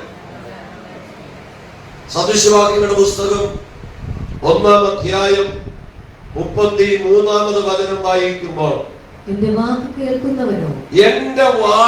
കേൾക്കുന്നവനോ നിർഭയം വസിക്കുകയും ദോഷഭയം കൂടാതെ സ്വൈരമായിരിക്കുകയും ചെയ്യും. സ്വൈരമായി ജീവിക്കണമെങ്കിൽ, ദോഷഭയം കൂടാതെ ജീവിക്കണമെങ്കിൽ ദൈവത്തിന്റെ വാക്ക് അനുസരിക്കണം. നമ്മുടെ ദൈവം ഇന്നും അത്ഭുതങ്ങളെ ചെയ്യാൻ ഒരുക്കമാണ്. ഏതിലേക്ക് നമ്മൾ ഭയപ്പെടുന്നില്ലേ? എന്തുകൊണ്ടാണ് നമ്മൾ പലതിനെയും ഭയപ്പെടുന്നത്? ദൈവത്തെ ഭയപ്പെടുന്ന ഒരു ദൈവഭയത്തിന് ലോകത്തിൽ ഒന്നിനെയും ഭയപ്പെടേണ്ട കാര്യമില്ല. ദൈവം വിശ്വസ്തനായി നമ്മോടൊപ്പമുണ്ട്. യെഹെസ്കേൽ പ്രവാചകന്റെ പുസ്തകം 34-ാം അധ്യായം അതിന്റെ 25-ാമത് വചനം. യെഹെസ്കേൽ പ്രവചനം 34-ാം അധ്യായം 25-ാമത് വചനം. ഞാൻ അവരോട് ഒരു സമാധാന നിയമം ചെയ്തു, ദുഷ്ടമൃഗങ്ങളെ ദേശത്തു നിന്ന് നീക്കിക്കളയും. ദുഷ്ടമൃഗങ്ങളെ ദേശത്തു നിന്ന് നീക്കിക്കളയും. അങ്ങനെ അവ മരുഭൂമിയിൽ നിർഭയമായി വസിക്കുകയും കാടുകളിൽ ഉറങ്ങുകയും ചെയ്യും. വനത്തിനകത്ത് ഉറങ്ങുകയും ദുഷ്ടമൃഗങ്ങളില്ലെങ്കിൽ. സ്വന്തം വീട്ടിൽ പോലും പാർപ്പിക്കയില്ലെന്ന് വെല്ലുവിളിക്കുന്ന ദുഷ്ട മനുഷ്യരുണ്ട്. ദൈവത്തെ ആരാധിക്കുന്ന ദൈവമക്കളെ, നമ്മുടെ ജീവിതത്തിൽ സ്വസ്ഥത നഷ്ടപ്പെടുത്തുന്നത്, ഭയപ്പെടുത്തുന്നത് മൃഗങ്ങളല്ല, മനുഷ്യരാണ്. ഞാൻ കഴിഞ്ഞ ദിവസം പറഞ്ഞു, ഒരു 30 വർഷത്തിന് മുമ്പ് അരുവാമോടെന്ന് കേട്ടാൽ ആളുകൾ പകല് പോലും അവിടെ പോകാൻ താല്പര്യപ്പെടാത്ത ആളുകളാണ്. പക്ഷെ കഴിഞ്ഞ 2-3 ദിവസങ്ങളായി വാർത്താ ചാനൽ മുഴുവനും അരുവാമൂടിന്റെ നന്മയെ ഉയർത്തി കാണിക്കുന്നു. ഒരു പെൺകുട്ടി കേരളത്തിലെ IAS 1ാം റാങ്ക് വാങ്ങിയത്. കേരളത്തിൽ 1ാം റാങ്ക്. കഷ്ടപ്പെട്ട് മാതാപിതാക്കൾ പഠിപ്പിച്ചു. ആ കുട്ടി പഠിച്ചു. നമ്മുടെ കുഞ്ഞുങ്ങളോട് പഠിക്കാൻ പറയുമ്പോൾ അവർക്ക് കളിക്കണം. ആ കുട്ടിയുടെ അത്യധ്വാനമാണ് ഉന്നതമായ വിജയത്തിലേക്ക് എത്തിയത്. ആ കുട്ടിയുടെ അഭിമാനമല്ല, നമ്മുടെ ദേശത്തിന്റെ അഭിമാനമാണ്. നമ്മുടെ ദേശത്തൊരു IAS കാര്യം ഉണ്ടെന്ന് പറയാൻ നമുക്ക് ധൈര്യമുണ്ടാകണം. അതൊരു അഭിമാനം തന്നെയാണ്. പോരാ, അനേക കളക്ടർമാരും അനേകം ഉന്നത ഉദ്യോഗസ്ഥന്മാരും ഒക്കെ നമ്മുടെ നാട്ടിൽ നിന്ന് ഉയരണം. അതാണ് നമ്മുടെ ദേശത്തിന്റെ അനുഗ്രഹം. ദൈവസന്നിധിയില് കർത്താവിന്റെ വചനം, എന്റെ വാക്ക് കേൾക്കുന്നവൻ നിർഭയം വസിക്കും. ദൈവവചനം അനുസരിക്കുന്നവന് ഭയപ്പെടേണ്ട കാര്യമൊന്നുമില്ല. നിന്റെ മുഖത്ത് നോക്കി കത്തിയുമായിട്ട് വന്ന് നിന്നെ കൊല്ലുമെന്ന് പറഞ്ഞാലും എന്റെ തമ്പുരാൻ അനുവദിക്കാതെ ഒരു തലനാര് പോലും നിലത്ത് വീഴാൻ അനുവദിക്കരുത്. നിന്റെ ശത്രു എത്ര വലുതാണോ അതല്ല വിഷയം, എന്റെ ദൈവമാണ് വലിയവൻ. ദൈവത്തെ ഭയപ്പെടുന്ന ഒരു ദൈവമായതിന് മരണത്തെ ഭയപ്പെടേണ്ട കാര്യമില്ല. ഒരു ദൈവമായതിന്റെ പ്രത്യാശ എന്താ? ഇന്ന് ഞാനിവിടെ മരിച്ചു വീണാൽ അടുത്ത നിമിഷം ഞാൻ അപ്പന്റെ കൂടെ ആയിരിക്കും. അതാണ് ഒരു ദൈവമായതിന്റെ പ്രത്യാശ. ദൈവത്തിന്റെ സന്നിധിയിൽ പ്രാർത്ഥിക്കുന്ന ദൈവമക്കളെ, ലോകത്തിൽ ആരും നമ്മെ അറിഞ്ഞില്ലെങ്കിലും കർത്താവിന് എന്നെ അറിയാൻ കഴിയുമോ? കർത്താവിന്റെ ഹൃദയത്തെ പരിശോധിച്ചാൽ എന്നെ അനുഗ്രഹിപ്പാൻ കർത്താവിന് കഴിയുമോ? നിന്നെ ഏൽപ്പിച്ച കാര്യങ്ങൾ നീ ദൈവത്തിൽ വിശ്വസ്തനാണോ? വിശ്വസ്തന്മാരെയാണ് അനുഗ്രഹിക്കുന്നത്. ദൈവത്തിന്റെ അനുഗ്രഹം പ്രാപിപ്പാൻ വിളിക്കപ്പെട്ടവരാണ് നമ്മൾ. ദുഷ്ടമൃഗങ്ങളെ ദേശത്ത് നീക്കി ഏത് കാട്ടിൽ ഉറങ്ങുവാൻ തക്കവണ്ണം ദൈവം നമ്മെ ശക്തീകരിക്കുന്നു. യെഹെസ്കേൽ പ്രവാചകന്റെ പുസ്തകം ആവർത്തന പുസ്തകം 12-ാം അധ്യായം അതിന്റെ 10-ാമത് വാക്യം. ആവർത്തന പുസ്തകം 12-ാം അധ്യായം 10-ാം വാക്യം. എന്നാൽ നിങ്ങൾ യോർദാൻ കടന്നു നിങ്ങളുടെ ദൈവമായ യഹോവ നിങ്ങൾക്ക് അവകാശമായി തരുന്ന ദേശത്ത് വസിക്കുകയും ചുറ്റുമുള്ള നിങ്ങളുടെ സകല ശത്രുക്കളെ അവൻ നീക്കി നിങ്ങൾക്ക് സ്വസ്ഥത തരികയും നിങ്ങൾ നിർഭയമായി വസിക്കുകയും ചെയ്യുമ്പോൾ നിങ്ങളുടെ ദൈവമായ യഹോവ തന്റെ നാമം സ്ഥാപിക്കാൻ തിരഞ്ഞെടുക്കുന്ന സ്ഥലത്ത് നിങ്ങളുടെ ഹോമയാഗങ്ങൾ, ഹനനയാഗങ്ങൾ, ദശാംശങ്ങൾ, നിങ്ങളുടെ കയ്യിലെ ഉദർച്ചാർപ്പണങ്ങൾ, നിങ്ങൾ യഹോവയ്ക്ക് നേരുന്ന വിശേഷമായ നേർച്ചകൾ എല്ലാം എന്നിങ്ങനെ ഞാൻ നിങ്ങളോട് ആജ്ഞാപിക്കുന്നതൊക്കെയും നിങ്ങൾ കൊണ്ടുവരേണം. ചുറ്റുമുള്ള ശത്രുക്കളെ നോക്കി നീക്കി സ്വസ്ഥത തരുമ്പോൾ ചില ചട്ടങ്ങളും കൽപ്പനകളും നമ്മൾ പ്രമാണിക്കാൻ ബാധ്യസ്ഥരാണ്. ഭയമില്ലാതെ ജീവിക്കണമെങ്കിൽ എത്രയോ ആളുകളുടെ കാശ് ബാങ്കുകളിൽ ഇട്ടിട്ട് അതിന്റെ പുറകെ നടക്കുക. പലർക്കും പലതും ലഭിക്കുന്നില്ല. നമ്മുടെ അധ്വാന ഫലം സുരക്ഷിതമാക്കാമെന്ന് ആഗ്രഹിച്ച സ്ഥലമൊന്നും സുരക്ഷിതമല്ല. ദൈവരാജ്യത്തിൽ നിക്ഷേപമുള്ള ഒരു ദൈവ പൈതലിന്റെ നന്മയൊന്നും നഷ്ടപ്പെട്ടു പോകാൻ അനുവദിക്കുകയില്ല. ആ സ്വർഗീയ ബാങ്ക് ഒരിക്കലും പൊളിയുകയില്ല. ദൈവത്തെ ആരാധിക്കുന്ന ദൈവമക്കളെ, ഈ പകൽക്കാലം നമ്മുടെ ദൈവം അത്ഭുതങ്ങളുടെ ദൈവമാണ്. ഒരിക്കലൊരു പിതാവിനോട് പറഞ്ഞു, മാസ്റ്ററെ കുറച്ച് രൂപ സാധാരണ ബാങ്ക് കിട്ടൂ, അത് കിട്ടാൻ പ്രാർത്ഥിക്കണം. ഞാൻ പറഞ്ഞിട്ട് ദേശാംശ കർത്താവിന്റെ പേരെ കൊടുത്തിട്ട് ബാക്കിയാണോ ഇട്ടത്? ഇല്ല, എന്റെ പലിശ കിട്ടുമ്പോൾ കൊടുക്കും. എന്റെ ദേശാംശം ഇല്ല, അതുപോലെ ഈ ദൈവനാമത്തിന് കൊടുക്കാനുള്ളത് കൂടെ കൊണ്ട് ബാങ്ക് ഇട്ടാ ബാങ്കേ കൊടുക്കൂ. ദൈവമക്കൾ ശ്രദ്ധിക്കണം. എന്തുകൊണ്ട് ദേശത്ത് നമുക്ക് നന്മ അനുഭവിക്കാൻ കഴിയുന്നില്ല? ദൈവത്തിന്റെ സന്നിധി ഒരു യോന കപ്പൽ കയറിയത് മുഖാന്തരം ആ കപ്പലിലെ സകല ആളുകളും കഷ്ടം അനുഭവിച്ചില്ലേ? ഞാൻ മുഖാന്തരമാണ് ആ ബാങ്ക് പൊളിഞ്ഞു പോയി ആർക്ക് പറയാൻ പറ്റും? തിരിച്ചറിയണം. നിന്റെ മുഖത്തിന്റെ കയറ് അമിക്കയർ അഴിക്കണമോ? അഴിയണമെങ്കിൽ നമ്മൾ തിരിച്ചറിയണം. ദൈവത്തെ ആരാധിക്കുന്ന ദൈവമക്കൾ ദേശത്ത് നിർഭയം വസിക്കണം. ഭയമില്ലാതെ ജീവിക്കാൻ കഴിയണമോ? ശത്രുവിനെ നീക്കണം. കർത്താവ് പറയുന്നു, ദേശത്ത് ദുഷ്ടമൃഗങ്ങളെ ഞാൻ നീക്കി നിർഭയം വസിക്കുമാറാക്കും.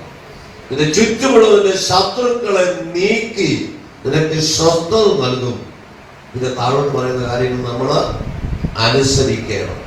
ലേവ്യപുസ്തകം 25-ാം അധ്യായം 35-36 വാക്യങ്ങൾ വായിക്കുമ്പോൾ, നിന്റെ സഹോദരൻ ദരിദ്രനായി തീർന്നു നിന്റെ അടുക്കൽ വച്ചു ക്ഷയിച്ചു പോയാൽ നീ അവനെ താങ്ങേണം. നിന്റെ സഹോദരൻ നിന്നോടൊപ്പമായിരുന്ന സഹോദരൻ ക്ഷയിച്ചു പോയാൽ നീ അവനെ എന്ത് ചെയ്യണം? താങ്ങണം. അടുത്ത ഭാഗം, അന്യനും പരദേശിയും എന്ന പോലെ അവൻ നിന്റെ അടുക്കൽ പാർക്കണം. അവനോട് പലിശയും ലാഭവും വാങ്ങരുത്. നിന്റെ ദൈവത്തെ ഭയപ്പെടണം. നിന്റെ സഹോദരൻ നിന്റെ അടുക്കൽ പാർക്കണം. നിന്റെ പണം പലിശയ്ക്ക് കൊടുക്കരുത്. നിന്റെ ആഹാരം അവന് ലാഭത്തിനായി കൊടുക്കുകയും അരുത്. ഞാൻ നിങ്ങൾക്ക് കനാൻ ദേശം തരുവാനും നിങ്ങളുടെ ദൈവമായിരിക്കാനും നിങ്ങളെ മിസ്രയീം ദേശത്ത് നിന്നും കൊണ്ടുവരാൻ നിങ്ങളുടെ ദൈവമായ യഹോവയാകുന്നു. ദൈവം പറയുകയാണ്, ഒരു സഹോദരൻ ഭക്ഷണത്തിന് വകയില്ലാതെ ദരിദ്രനായി തീർന്നാൽ അന്യനെയും പരദേശിയെയും നീ കരുതുന്നത് പോലെ അവനെയും കരുതണം. അവനെ താങ്ങണമെന്നാണ് വേദപുസ്തകത്തിലെ വാക്ക്. ഒരുവൻ കഷ്ടതയിലായി പോയാൽ, ഒരു വേദനയിലായി പോയാൽ, ഒരുവൻ പട്ടിണിയിലായി പോയാൽ, അവൻ എന്ത് ദുർമാർഗം ചെയ്തിട്ടാണ് ഇങ്ങനെ വന്നാലും സഹോദരനായവൻ തളർന്നു പോയാൽ അവനെ താങ്ങാണ് ഉത്തരവാദിത്വം നോക്കുന്നത്. ഇവിടെ നിന്നെ പോലെ അത് നിന്റെ സഹോദരനെ സ്നേഹിക്കുന്നതില്ല. അവിടെ പറയുന്നത് പഴയ നിയമത്തിലാണ്. പുതിയ നിയമത്തിൽ കർത്താവ് പറയുന്നത് നിന്നെ പോലെ നിന്റെ അയൽക്കാരനെയും സ്നേഹിക്കണമെന്ന്. പഴയ നിയമത്തിൽ പറയുന്ന വ്യവസ്ഥ അവൻ നിന്റെ പരദേശിയെ പോലെ എന്ന് പറഞ്ഞാൽ വീട്ടിൽ ജോലി ചെയ്യുന്നവന് ഭക്ഷണം കൊടുക്കുമ്പോ അതുപോലെ എങ്കിലും സഹോദരനെ കരുതണമെന്നാണ്. ദൈവത്തെ ആരാധിക്കുന്ന ദൈവമക്കളുടെ ജീവിതത്തിൽ പലപ്പോഴും ഈ കരുതലിനുള്ള അനുഭവം വരാറില്ല.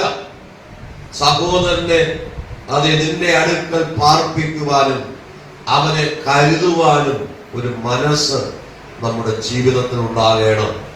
നമ്മുടെ ലക്ഷ്യം നിർഭയം വസിക്കുകയാണ്. ലേവ്യപുസ്തകം 19-ാം അധ്യായം അതിന്റെ 14-ാമത് വാക്യം, ചെകിടനെ ശപിക്കരുത്. ചെവി കേട്ടുകൂടാത്തവൻ എന്ത് ചെയ്യാൻ പാടില്ല? അതിന്റെ ഒരു മർമ്മം ഞാൻ പുതിയ നിയമത്തിൽ നിന്ന് പറയാം. നമ്മുടെ അടുക്കൽ ഇല്ലാത്ത ഒരാളിനെയും ശപിക്കരുത്. ചെവി കേൾക്കാൻ കഴിയുന്ന ആളാണ്, നമ്മുടെ അടുക്കലില്ല. ഞാൻ പറയുന്നത് കേൾക്കുവാൻ അവിടെ ആളില്ലെങ്കിൽ അവനെ ശപിക്കരുത്. അത് ചെകിടനെ ശപിക്കുന്ന തുല്യമാണ്. ചെകിടനെ ശപിക്കരുത്. കുരുടന്റെ മുമ്പിൽ ഇടർച്ച വരുത്തരുത്. ദൈവത്തെ ഭയപ്പെടുന്ന നീ ചെകിടനെ ശപിക്കരുത്. കുരുടന്റെ മുമ്പിൽ ഇടർച്ച വരുത്തരുത്. ഞാൻ യഹോവയാകുന്നു. ന്യായവിസ്താരത്തിൽ അന്യായം ചെയ്യരുത്. ന്യായവിസ്താരത്തിൽ അന്യായം ചെയ്യരുത്. എളിയവന്റെ മുഖം നോക്കാതെ, എളിയവന്റെ മുഖം നോക്കാതെ, വലിയവന്റെ മുഖം ആദരിക്കാതെ, നിന്റെ കൂട്ടുകാരനെ നീതിയോടെ ന്യായം വിധിക്കണം. കൂട്ടുകാരനെ നീതിയോടെ ന്യായം വിധിക്കണം. ഒരു ന്യായം വിധിക്കേണ്ടുന്ന സാഹചര്യം വന്നാൽ നീതി നടപ്പാക്കണം. അവിടെ മുഖം നോക്കരുത്. ഒരിക്കല് ചില 25 വർഷങ്ങൾക്ക് പുറകില് ഒരു വസ്തുതർക്കം അതിര് തർക്കം തീർക്കാനായിട്ട് എന്നെ വിളിച്ചുകൊണ്ടുപോയി എന്റെ വിശ്വാസിയാണ്, അന്ന് ഇരുന്ന ചർച്ചിലെ വിശ്വാസി. അവിടെ ചെല്ലുമ്പോൾ അക്രൈസ്തവനായ മനുഷ്യൻ പറയുന്നു, പാസ്റ്റർ പറയുന്നത് എന്താണെങ്കിലും ഞങ്ങൾ കേൾക്കാം. പക്ഷെ എന്റെ കൂടെയുള്ള വിശ്വാസി പറയുകയാണ്, ഇല്ല ഇവിടെ തന്നെ കല്ലിടണം. അപ്പൊ ക്രിസ്ത്യാനിയാണോ? ഇത് ക്രിസ്ത്യാനി അല്ലാത്ത ആളാണോ ദൈവമായുള്ളവൻ? ക്രിസ്ത്യാനിയുടെ പോക്കറ്റില്ല ദൈവം. പാസ്റ്റർ എനിക്ക് വേണ്ടി പറയണം. ഞാനെന്റെ വിശ്വാസിയെ വിളിച്ച് മാറ്റി നിർത്തി പറഞ്ഞു, ആ മനുഷ്യൻ പറയുന്നതാണ് നീതി. എനിക്ക് നീതിയായതേ പറയാൻ പറ്റുള്ളൂ. അങ്ങനെ പാസ്റ്റർ വയ്ക്കോ പറഞ്ഞ അന്യായം ചെയ്യാൻ പാസ്റ്റർ കൂട്ടുന്നില്ലെങ്കിൽ പാസ്റ്റർ വയ്ക്കോ, ഞങ്ങൾ നേരെ ആയിക്കൊള്ളാം.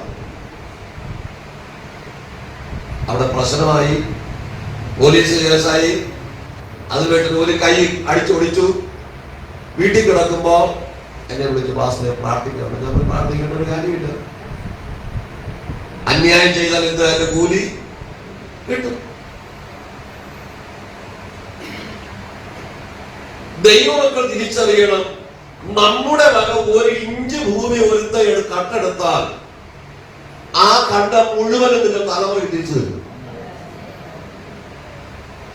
നമ്മൾ അന്യായമായ 1 ഇഞ്ച് ഭൂമി എടുത്താലും അത് നമ്മൾ പഠിച്ചിരിക്കണം. അത് ദൈവം അതിന്റെ വ്യവസ്ഥയാണ്. നീതിയുള്ള ഒരു ന്യായാധിപതിയായി ദൈവം സ്വർഗത്തിൽ നോയിക്കൊണ്ടിരിക്കുക. ഇസ്രായേൽ മക്കള് കനാൻ ദേശത്തിലേക്ക് യാത്രയാകുമ്പോൾ ഹായി പട്ടണം പിടിക്കാനായിട്ട് യോശുവ പറഞ്ഞു, ഈ എത്രയും ജനത്തെ കൊണ്ടുപോയിട്ട് അവർ 2000-3000 പേര് പോയാൽ മതി. ആ പട്ടണം ചെറുതാണ്. അവിടെ ചില 30 പേരെ അവിടെയുള്ള ആളുകൾ കൊന്നു. യോശുവയെല്ലാം ദൈവസന്നിധി വീട് കിടന്ന് കരഞ്ഞു, കർത്താവ് വലിയ പട്ടണങ്ങൾ നീ ഞങ്ങൾക്ക് തന്നല്ലോ. ഈ ചെറിയ പട്ടണം പിടിക്കാൻ പോയപ്പോ നമ്മുടെ ആളുകളെ കൊന്നു. ദൈവം പറഞ്ഞു, നീ കിടന്നത് കാര്യം എഴുന്നേക്കാൻ പറഞ്ഞു. ഇസ്രായേൽ പാപം ചെയ്തിരിക്കുന്നു. മോശയ്ക്ക് യോശുവയെ തിരിഞ്ഞ് മുഖത്തോട് നോക്കുക. അതെന്താ ഞങ്ങളോട് അങ്ങനെ പറഞ്ഞത്? നിങ്ങൾ പാപം ചെയ്തിരിക്കുന്നു. അങ്ങനെ എല്ലാ കുലമായിട്ട് ചീട്ടിട്ട് വരുമ്പോൾ ആഹാരന്റെ കുടുംബം പിടിക്കപ്പെടും. ആഹാരം മുമ്പിൽ കൊണ്ടുവ ജനത്തിന് മുമ്പിൽ നീ എന്താണ് ചെയ്തത്? അതെ, അത് തൊട്ടു മുമ്പ് യുദ്ധം ചെയ്യാൻ പോയ പട്ടണത്തിൽ ദൈവം പറഞ്ഞു, അവിടെയുള്ള മുഴുവനും ശപഥാർപ്പിൽ ശപിക്കപ്പെട്ടതാണ്. മുഴുവനും എന്ത് ചെയ്യണം? കത്തിച്ചു കളയണം, അല്ലെങ്കിൽ നഷ്ടപ്പെടുത്തി കളയണം. ഒന്നും കൊണ്ടുവരരുത്. ദൈവം അങ്ങനെ പറയും.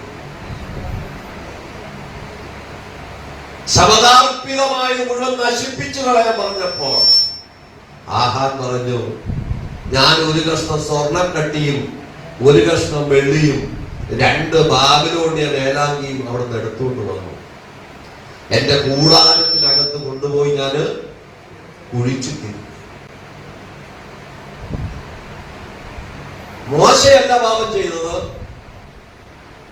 യോശുവയല്ല പാപം ചെയ്തത്, ഈ യുദ്ധത്തിൽ പട്ടുപോയ 30 പേരല്ല പാപം ചെയ്തത്. പാപം ചെയ്തവൻ വേറെ. ആഹാൻ ചെയ്ത ഒറ്റ പാപം കൊണ്ട് ഇസ്രായേൽ മുഴുവൻ നിലവിളിക്കേണ്ടി വന്നു. രക്ഷിക്കപ്പെട്ട് സ്നാനപ്പെട്ട് ദൈവത്തെ ആരാധിക്കുന്ന ഒരു വ്യക്തിക്ക് വരുന്ന വേദന ദൈവസഭയ്ക്ക് മുഴുവനുള്ള വേദനയാണ്. ഒരു വ്യക്തി ദൈവനാമം ദൂഷിക്കപ്പെടുവാനുള്ള കാര്യം ചെയ്താൽ അത് സഭയെ മുഴുവനും ബാധിക്കും.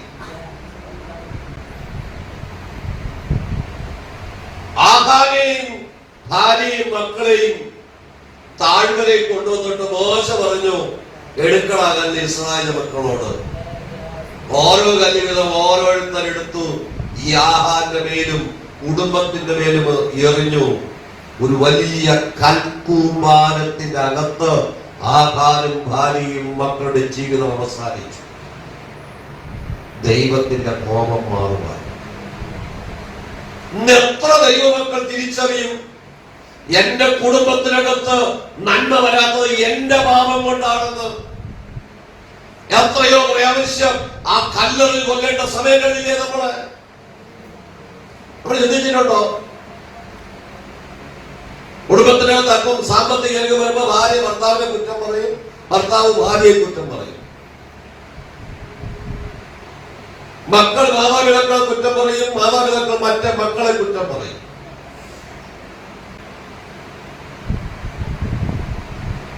ഞങ്ങളുടെ യൗവനക്കാരൻ ചോദിച്ചു, അപ്പനും അമ്മയും സമ്പാദിച്ച് തന്നല്ലോ, നീ അധ്വാനിച്ച് 5 സെന്റ് ഭൂമിയെങ്കിലും സമ്പാദിക്കാൻ കഴിഞ്ഞിട്ടുണ്ടോ? ഇതിന്റെ മാതാപിതാക്കൾ കുറ്റം പറയുന്നത് അവർ രക്തം വിയർപ്പാക്കി അധ്വാനത്തിന് നീ താമസിക്കുന്നത്. നിനക്ക് സ്വന്തമായ 5 സെന്റ് ഭൂമി സമ്പാദിക്കാൻ കഴിഞ്ഞിട്ടുണ്ടോ? മാതാപിതാക്കൾ ബലഹീനരാകുമ്പോൾ നീ എന്തിനെ കുറ്റം പറഞ്ഞു മാതാപിക്കുന്നത്? അവർ അധ്വാനിച്ചല്ലേ നീ കിടക്കുന്നത്? അതിന്റെ ഓഹരിയല്ലേ നീ ഭക്ഷിക്കുന്നത്? ഇന്ന് പകൽ നാം ദൈവത്തെ ഭയപ്പെടണം. ദൈവത്തിന്റെ വചനമനുസരിച്ച് നമ്മൾ ജീവിക്കുവാൻ തയ്യാറാകണം. ലേവ്യപുസ്തകം 19:32 ഒന്ന് വായിക്കാം. നരച്ചവന്റെ മുമ്പാകെ എഴുന്നേൽക്കുകയും വൃദ്ധന്റെ മുഖം ബഹുമാനിക്കുകയും നിന്റെ ദൈവത്തെ ഭയപ്പെടുകയും വേണം. ദൈവത്തെ ഭയപ്പെടുന്ന ഒരു ദൈവ പൈതൽ നരച്ചവന്റെ മുമ്പാകെ എഴുന്നേൽക്കാൻ തയ്യാറാകണം. നമ്മുടെ ഭവനത്തിനകത്ത് ഒരു മനുഷ്യൻ കയറി വരുമ്പോൾ എഴുന്നേറ്റ് നിന്ന് ആ വ്യക്തിയെ ഒന്ന് സ്വീകരിപ്പാൻ തയ്യാറാകണം. പ്രായത്തിൽ കൂടിയവരെ ബഹുമാനിക്കുവാൻ നമ്മുടെ കുഞ്ഞുങ്ങളെ പഠിപ്പിക്കണം. അത് ദൈവത്തെ ഭയപ്പെടുന്നതിന് തുല്യമെന്ന വേദപുസ്തകം പഠിപ്പിക്കും.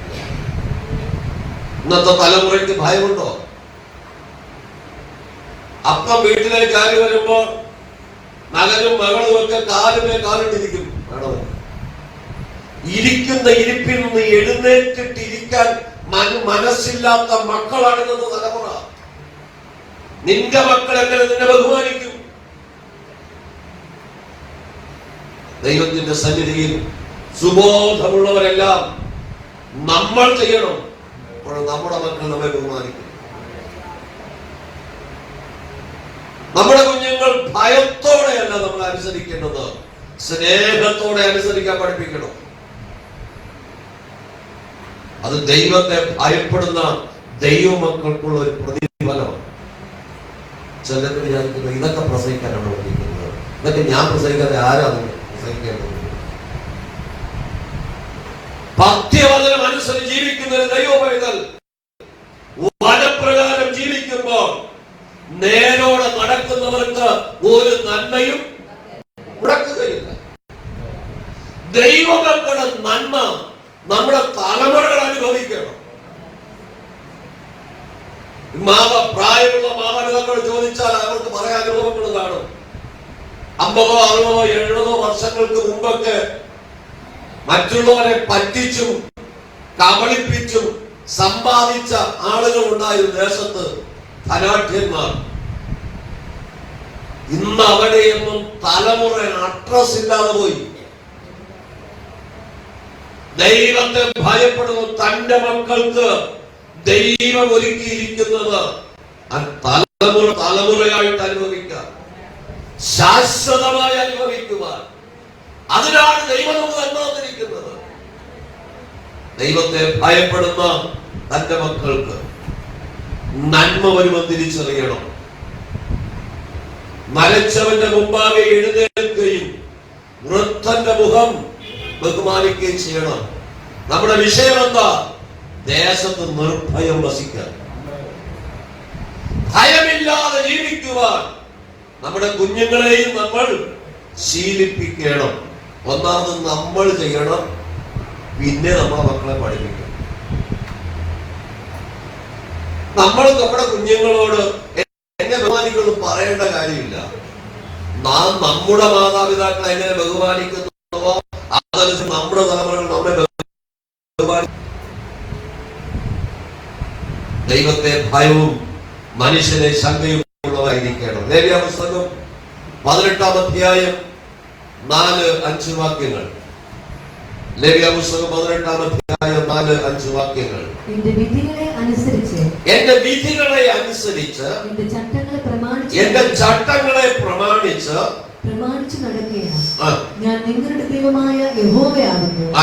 ആകയാൽ എന്റെ ചട്ടങ്ങളും ന്യായങ്ങളും നിങ്ങൾ പ്രമാണിക്കണം. അവയിൽ ചെയ്യുന്ന മനുഷ്യൻ അവയാൽ ജീവിക്കും. ഞാൻ യഹോവയാകുന്നു. ദൈവത്തിന്റെ ചട്ടങ്ങളും നിയമങ്ങളും അനുസരിച്ച് ജീവിക്കുന്നവൻ അവയാൽ ജീവിക്കും. നീ ഭയപ്പെടേണ്ടതായി വരികയില്ല. ദൈവം തന്നെ കൽപ്പിക്കുന്ന കാര്യങ്ങളാണ്. ദൈവത്തിന്റെ വചനപ്രകാരം ജീവിക്കുന്ന ഒരു ദൈവ പൈതലിന് ഭയപ്പെടാനായിട്ടൊന്നുമില്ല. ലേവ്യപുസ്തകം 26-ാം അധ്യായം അതിന്റെ 4 മുതലുള്ള വാക്യങ്ങൾ. ഞാൻ തക്ക സമയത്ത് നിങ്ങൾക്ക് മഴ തരും, ഭൂമി വിളവ് തരും, ഭൂമിയിലുള്ള വൃക്ഷവും ഫലം തരും, നിങ്ങളുടെ മെതി മുന്തിരിപ്പഴം പറിക്കുന്നത് വരെ നിൽക്കും.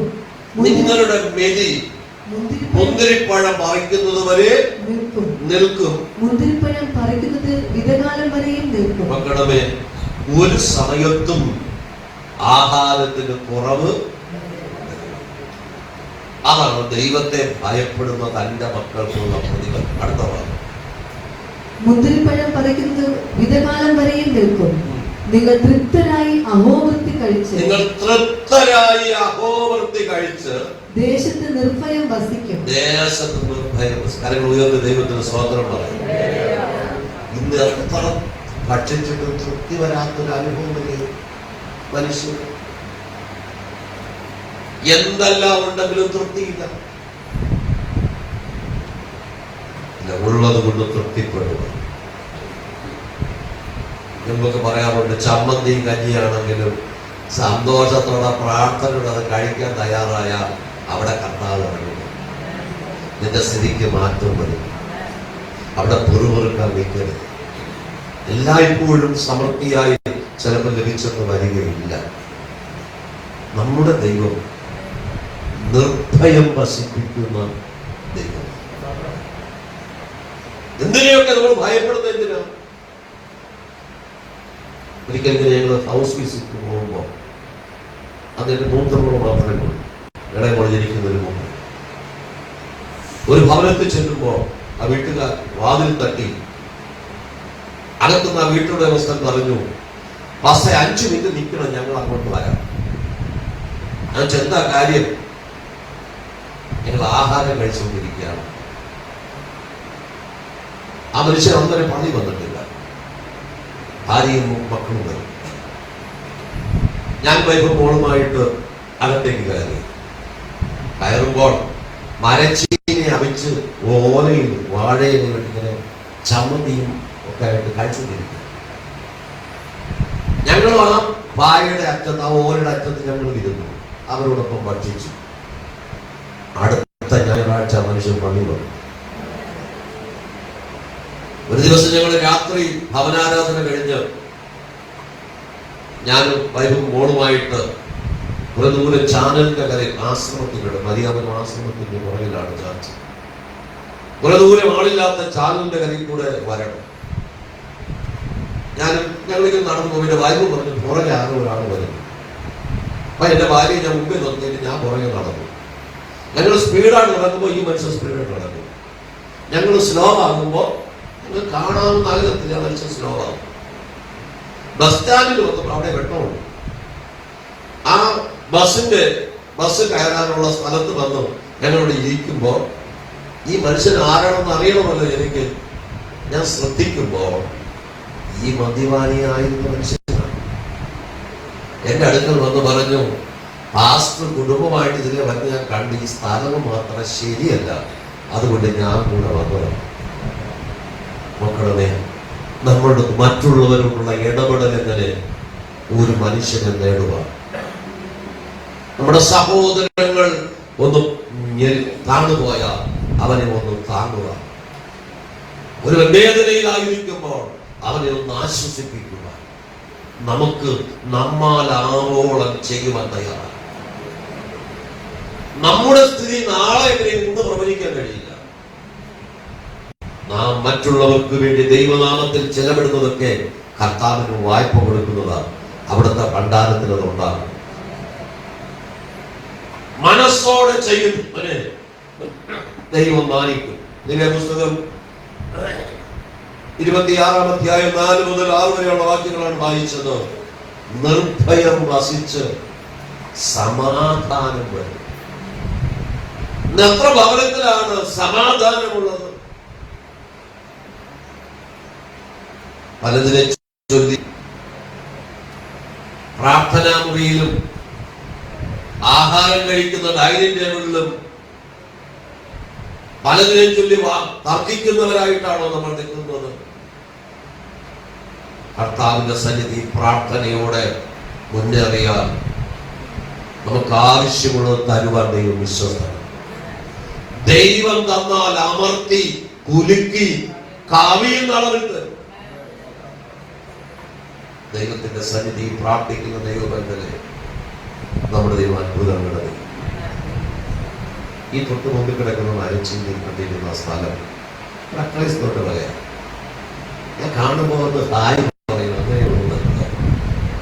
പക്ഷെ ആ മനുഷ്യരോട് മരിച്ചിട്ട് വീഴുമ്പോൾ ഈ കഴിഞ്ഞ ആഴ്ചയിൽ നമ്മുടെ വീട്ടിന്റെ ഫ്രണ്ടിലെ സ്റ്റെപ്പിൽ കൊണ്ടുപോയി വെച്ചിട്ട് ഞങ്ങളില്ലായിരുന്നു. ഇവിടെ മീറ്റിംഗ് ആയിട്ട് വന്നപ്പോൾ കുറെ മരിച്ചിട്ട് അവിടെ ഞാൻ അവിടയിലേക്ക് നോക്കുമ്പോൾ മരിച്ചിട്ട് വീഴുന്നിരിക്കും. ഞങ്ങളുമായിട്ട് മറ്റൊരിടമില്ല. നമ്മുടെ ജീവിതത്തിൽ നമ്മൾ മറ്റുള്ളവരെ കണ്ടുപഠിക്കാൻ പല കാര്യങ്ങളുണ്ട്. ദൈവത്തെ ആരാധിക്കുന്ന ദൈവമക്കളെ, ദൈവം വിശ്വസ്തനാണ്. നാം വിതയ്ക്കുന്നതാണ് നമ്മൾ കൊയ്യുന്നത്. ലോഹമായി വിതച്ചാൽ ലോഹമായി കൊയ്യും, ധാരാളമായി വിതച്ചാൽ ധാരാളമായി കൊയ്യും. ലേഖ്യവസം 25:17. ആകയാൽ നിങ്ങൾ തമ്മിൽ തമ്മിൽ അന്യായം ചെയ്യരുത്. നിങ്ങൾ തമ്മിൽ തമ്മിൽ അന്യായം ചെയ്യരുത്. നിന്റെ ദൈവത്തെ ഭയപ്പെടരുത്. നിന്റെ ദൈവത്തെ ഭയപ്പെടണം. ഇന്ന് പകൽ ദൈവത്തെ ഭയപ്പെടുന്ന ഒരു ദൈവ പൈതലിന് മറ്റുള്ളവരോട് അന്യായം ചെയ്യാൻ കഴിയില്ല. ദൈവത്തെ ഭയപ്പെടണം, അന്യായം ചെയ്യരുത്. അടുത്ത ഭാഗം, ഞാൻ നിങ്ങളുടെ ദൈവമായ യഹോവയാകുന്നു. ആ ഒരു ഉറപ്പുറപ്പുണ്ട്. എനിക്കൊരു ദൈവമുണ്ട്, ഇതെല്ലാം കാണുന്ന ഒരു ദൈവമുണ്ട്. നീതിയുള്ള ന്യായാധിപതി ആണ് കർത്താവ്. ആ ഭാഗം മറിക്കട്ടെ. 17-ാം സങ്കീർത്തനം 1-ാം വാക്യം ഒന്ന് വായിക്കാം. 17-ാം സങ്കീർത്തനം 1-ാം വാക്യം. യഹോവേ, ന്യായത്തെ കേൾക്കണമേ, എന്റെ നിലവിളിയെ ശ്രദ്ധിക്കണമേ. കപടമില്ലാത്ത അധരങ്ങളിൽ നിന്നുള്ള എന്റെ പ്രാർത്ഥനയെ ചെവിക്കൊള്ളണമേ. എനിക്കുള്ള വിധി നിന്റെ സന്നിധിയിൽ നിന്ന് പുറപ്പെടട്ടെ. ദാവീദ് പ്രാർത്ഥിക്കുക, ന്യായമായത് കേൾക്കണമേ, അന്യായം എന്റെ വായിലില്ല. ഈ ശൗലനെ കൊല്ലാൻ നടക്കാൻ ഞാൻ തെറ്റും ചെയ്തില്ല. എനിക്കുള്ള വിധി നിന്റെ സന്നിധിയിൽ നിന്ന് പറയണം. ഈ ശൗലനെ എന്നെ വിധിക്കേണ്ടത്. എത്ര നമുക്ക് പറയാൻ കഴിയും എന്റെ വിധി ദൈവസ്ഥയിൽ നിന്ന് വരണമെന്ന്? നമ്മൾ ചുറ്റുപാടിലേക്കാണ് നോക്കുന്നത്, മറ്റുള്ളവരിലേക്കാണ് നോക്കുന്നത്. അവരെങ്ങനെ ഇവരെങ്ങനെ ഇല്ല. നമുക്ക് പ്രാഗൽഭ്യത്തോട് പറയാൻ കഴിയണം ദൈവസന്നിധിയിൽ നീതിയുള്ള ന്യായാധിപതിയായ ദൈവസന്നിധിയിൽ നിന്ന് എനിക്കുള്ള വിധി വരണം. അങ്ങനെ വന്നാൽ മലാക്കി പ്രവാചകന്റെ പുസ്തകം 4-ാം അധ്യായം 1-ാം വാക്യവും 3-ാം വാക്യവും വായിക്കാം. മലാക്കി പ്രവചനം കഴിഞ്ഞ പ്രാവശ്യം വായിച്ച വാക്യത്തിന് വായിക്കാം. ഒന്നുകൂടെ 1. ചൂള പോലെ കത്തുന്ന ഒരു ദിവസം വരും, അപ്പോൾ അഹങ്കാരികളൊക്കെയും സകല ദുഷ്പ്രവൃത്തിക്കാരും താളടിയാകും. വരുവാനുള്ള ആ ദിവസം വേരും കൊമ്പും ശേഷിപ്പിക്കാതെ അവരെ ദഹിപ്പിച്ചു കളയും. 3-ാം വാക്യം. ഞാൻ ഉണ്ടാക്കുവാനുള്ള ദിവസത്തിൽ ദൈവത്തെ ഭയപ്പെടുന്ന നിങ്ങൾക്കോ, ദുഷ്ടന്മാർ നിങ്ങൾ 2-ാം വാക്യം. എന്റെ നാമത്തെ ഭയപ്പെടുന്ന നിങ്ങൾക്ക്, എന്റെ നാമത്തെ ഭയപ്പെടുന്ന നിങ്ങൾക്കോ നീതിസൂര്യൻ തന്റെ ചിറകിൻ കീഴിൽ രോഗോപശാന്തിയോടുകൂടെ ഉദിക്കും. മക്കളെ, ദൈവത്തെ ഭയമില്ലാത്തവനെ വേരും കൊമ്പും ശേഷിക്കാതെ താളടിയാക്കുമ്പോൾ ദൈവത്തെ ഭയപ്പെടുന്ന തന്റെ മക്കൾക്ക് എന്റെ കർത്താവ് രോഗോപശാന്തിയോടുകൂടെ ഉദിക്കും. നിർഭയം വസിക്കണമോ? ദൈവം നമ്മെ വസിപ്പിക്കണം. 4-ാം സങ്കീർത്തനം 8-ാം വാക്യം പറയുന്നു, ഞാൻ സമാധാനത്തോടെ കിടന്നുറങ്ങും, നീയല്ല യഹോവ എന്നെ നിർഭയം വസിക്കുക. കഴിഞ്ഞ ദിവസം ഒരു മകൾ രോഗിയായി ചില ദിവസങ്ങളായിട്ട് ഉറക്കമില്ലാന്ന് പറഞ്ഞു. ഞാൻ കഴിഞ്ഞ പോയി പ്രാർത്ഥിച്ചു. വൈകിട്ട് അമ്മയുടെ അപ്പന്റെ അമ്മയെ വിളിച്ചു. ഞാൻ ചോദിച്ചു എങ്ങനെയുണ്ട് കുഞ്ഞിന്? ഉറങ്ങണേ പറഞ്ഞു. ഉറങ്ങണമെങ്കിൽ ഉണർത്തരുത്. പരീക്ഷ എഴുതുന്ന കുഞ്ഞാണ്, അതൊക്കെ പരീക്ഷ എഴുതാം. ദിവസങ്ങളായി ഉറങ്ങാത്ത ക്ഷീണം കൊണ്ട് അവൾ ഉറങ്ങിക്കോട്ടെ, തനിയെ ഉണരുമ്പോ എഴുന്നേറ്റാ മതി, വിളിക്കണ്ട എന്ന് പറഞ്ഞു. ഉറങ്ങിയാൽ രോഗം സൗഖ്യമായത് തെളിവാണ്. ദൈവത്തിന്റെ സന്നിധി പ്രാർത്ഥിക്കുന്ന ദൈവ പൈതല് ഇന്ന് അനേകരുടെ ഉറക്കം നഷ്ടപ്പെട്ടിരിക്കുന്നത് എന്താ? ഭയം, ഭീതി, പലതിനെ കുറിച്ചുള്ള വ്യാകുലത. ഭയം മാറിയാലേ സമാധാനത്തോടെ ഉറങ്ങുവാനായിട്ട് കഴിയുള്ളൂ. കഴിഞ്ഞ രാത്രിയിൽ ഞാൻ ഒരു സഹോദരനോട് സംസാരിച്ചു. വീട്ടിൽ വന്ന ക്ഷീണം കൊണ്ട് അപ്പോഴേ ഞാൻ ഉറങ്ങി. കിടന്നാൽ ഉടനെ അവർ ഭയങ്കര രാത്രി ഉറങ്ങാൻ കിടക്കുമ്പോ ഈ മൊബൈലിൽ തോണ്ടിക്കൊണ്ടിരുന്ന നേരം കൊടുത്താൽ ഉറങ്ങാൻ പറ്റില്ല. അത് ദൈവത്തെ കുറ്റം പറഞ്ഞിട്ട് കാര്യമില്ല, പാസ്റ്ററെ കുറ്റം പറഞ്ഞിട്ട് കാര്യമില്ല. നീ ഉറങ്ങേണ്ട സമയം ഉറങ്ങണം, ഭക്ഷണം കഴിക്കേണ്ട സമയം ഭക്ഷണം കഴിക്കണം, അധ്വാനിക്കേണ്ട സമയം ഉറങ്ങരുത്, അധ്വാനിക്കേണ്ട സമയം അധ്വാനിക്കണം, ആരോഗ്യമുള്ള സമയം അത്യധ്വാനം ചെയ്യണം. അലസന്മാരെ ഒന്നും അനുഗ്രഹിക്കപ്പെട്ടിട്ടില്ല. ഒരു ഉദാഹരണം വേദപുസ്തകത്തിൽ ശൗൽ ക്രിസ്ത്യാനികളെ ഉപദ്രവിക്കുന്നത് തീഷ്ണതയുള്ളവനായിരുന്നു. എവിടെ ക്രിസ്ത്യാനിയെ കണ്ടാലും അന്വേഷിച്ച് പിടിച്ച് അവരെ കൊല്ലാൻ തീഷ്ണത ഓടിയവനാണ്. അവനെയാണ് ദൈവത്തിന് ആവശ്യമായിരുന്നത്. അവനെ ദൈവം പിടിച്ചു കഴിഞ്ഞപ്പോൾ അതേ തീഷ്ണതയോടെ, ഒരുപക്ഷെ അതിന്റെ ഇരട്ടി തീഷ്ണതയോടെ കർത്താവിനെ അറിയിക്കാൻ ഓടി. അലസന്മാരെ വേണ്ട ദൈവത്തിന്. ദൈവത്തിന് വേണ്ടി ശുഷ്കാന്തിയോടെ നിൽക്കുക. എന്നെ ഏൽപ്പിച്ച കാര്യങ്ങളിൽ വിശ്വസ്തനാണോ?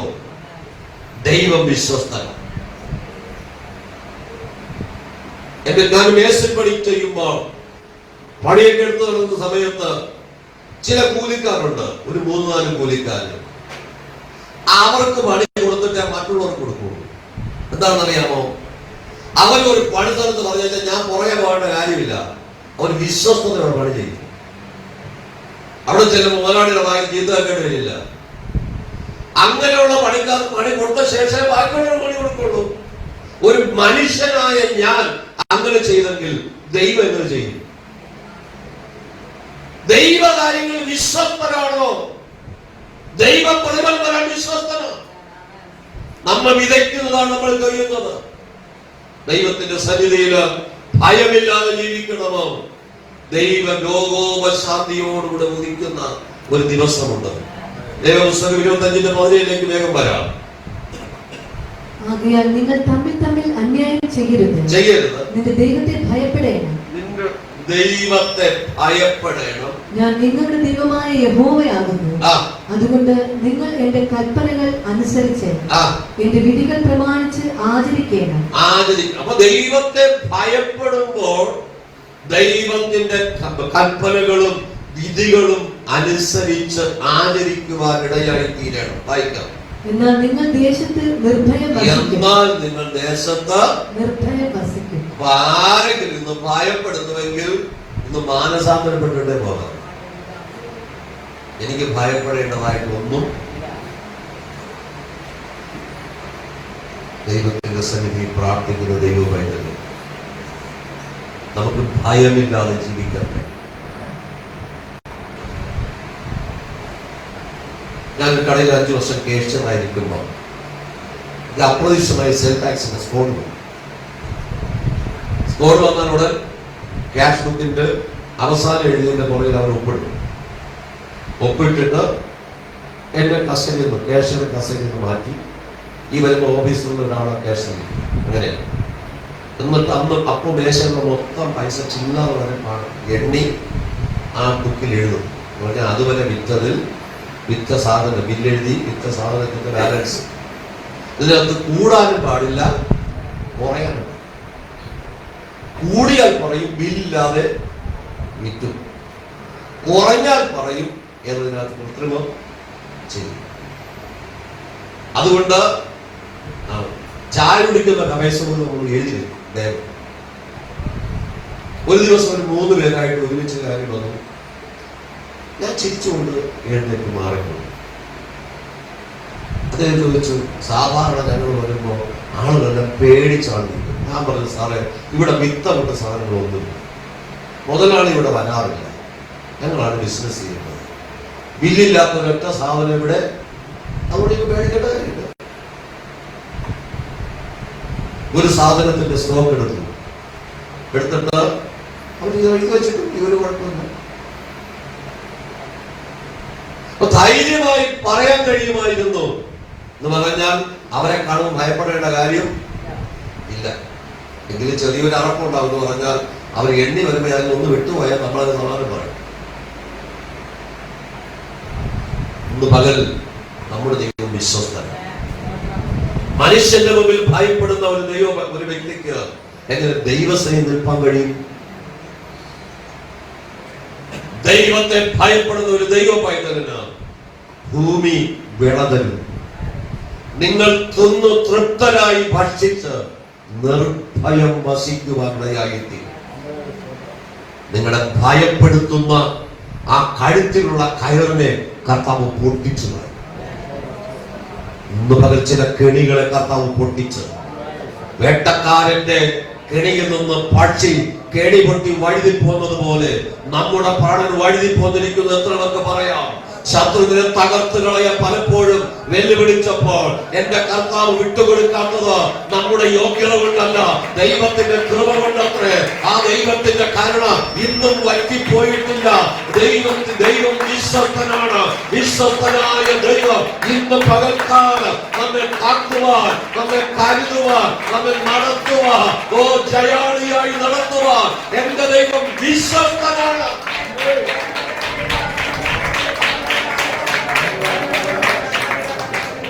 ദൈവത്തിന്റെ സന്നിധിയിൽ നമ്മുടെ ഭയം മാറ്റണം.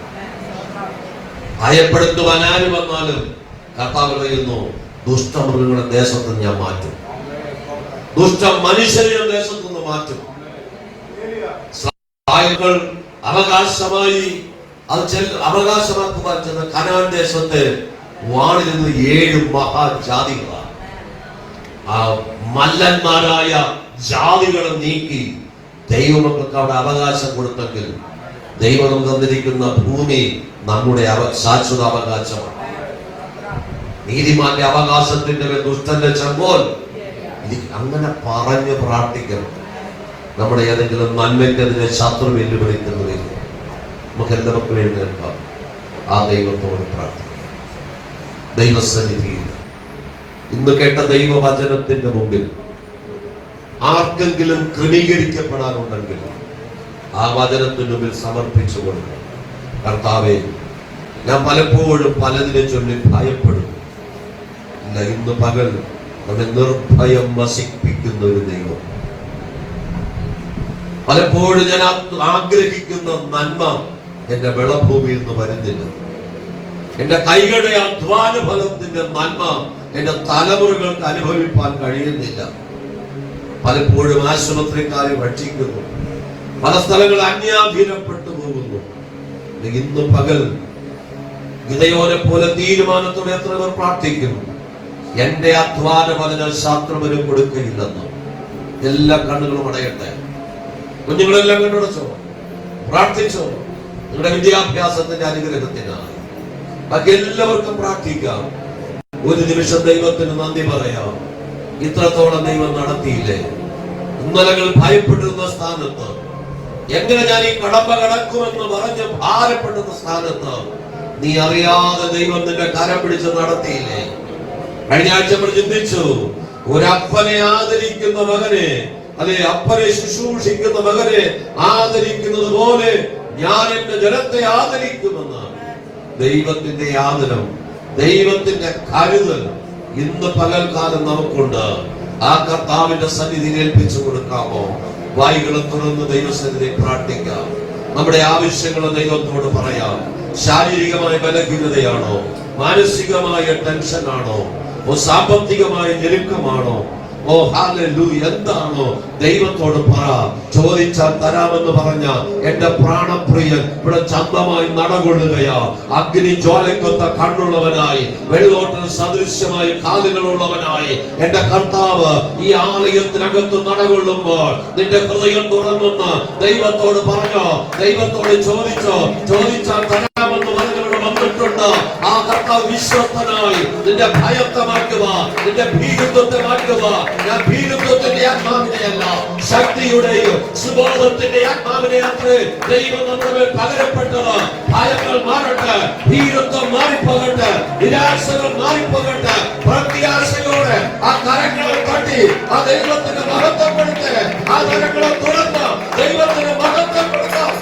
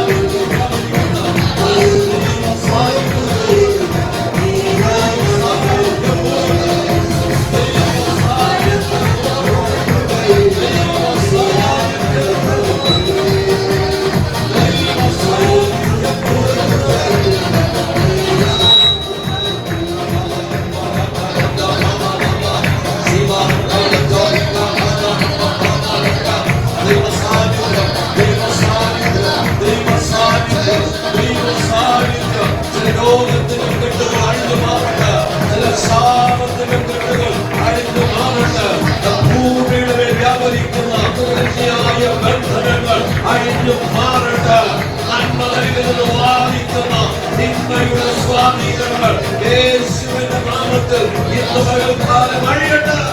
ദൈവത്തിന്റെ പ്രവൃത്തി ശക്തമായി വെളിപ്പെടട്ടെ.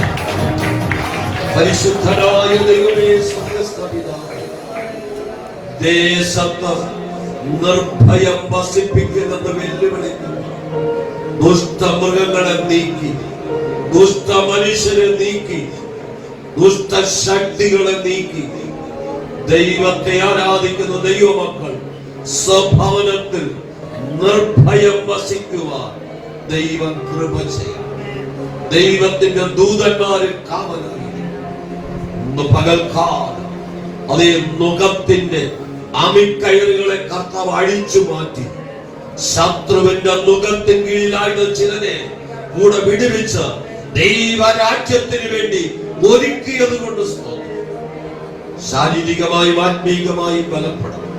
പാട്ടുകൾ പാടുവാനും ഓർഗൻ വായിക്കുവാനും ദൈവത്തെ ആരാധിപ്പാൻ സങ്കീർത്തനം പ്രബോധിപ്പിപ്പാൻ പ്രാർത്ഥിപ്പാനും ഒക്കെ ദൈവം ശക്തീകരിച്ചു. ഈ ബലത്തോടെ ഞങ്ങളെ പറഞ്ഞയക്കണം. കേട്ട വചനം ഞങ്ങളോട് സംസാരിച്ചു കൊണ്ടിരിക്കണം. യേശുവിന്റെ നാമത്തിൽ തന്നെ ആമേൻ. നമ്മുടെ കർത്താവായ യേശു ക്രിസ്തുവിന്റെ കൃപയും പിതാവാം ദൈവത്തിന്റെ സ്നേഹവും ആശ്വസിപ്പിക്കുന്ന പരിശുദ്ധാത്മാവിന്റെ മനോഹരമായ സംസർഗവും കൂട്ടായ്മയും കാവലും നടത്തിപ്പും നാം ഏവരോടും നമ്മെ കേൾപ്പിച്ച വചനങ്ങളോടും ഭൂലോകത്തിലെ സകല വിശുദ്ധന്മാരോടും കൂടി ഇരിക്കുമാറാകട്ടെ. ആമേൻ. അറുക്കപ്പെട്ട കുഞ്ഞാടിന്റെ മഹത്വം. ഹല്ലേലൂയ, ഹല്ലേലൂയ, ഹല്ലേലൂയ. ആമേൻ. കർത്താവായ യേശുവേ വരണമേ. സമാധാനത്തോട് പോകാം. ദൈവം നമ്മെ അനുഗ്രഹിക്കട്ടെ.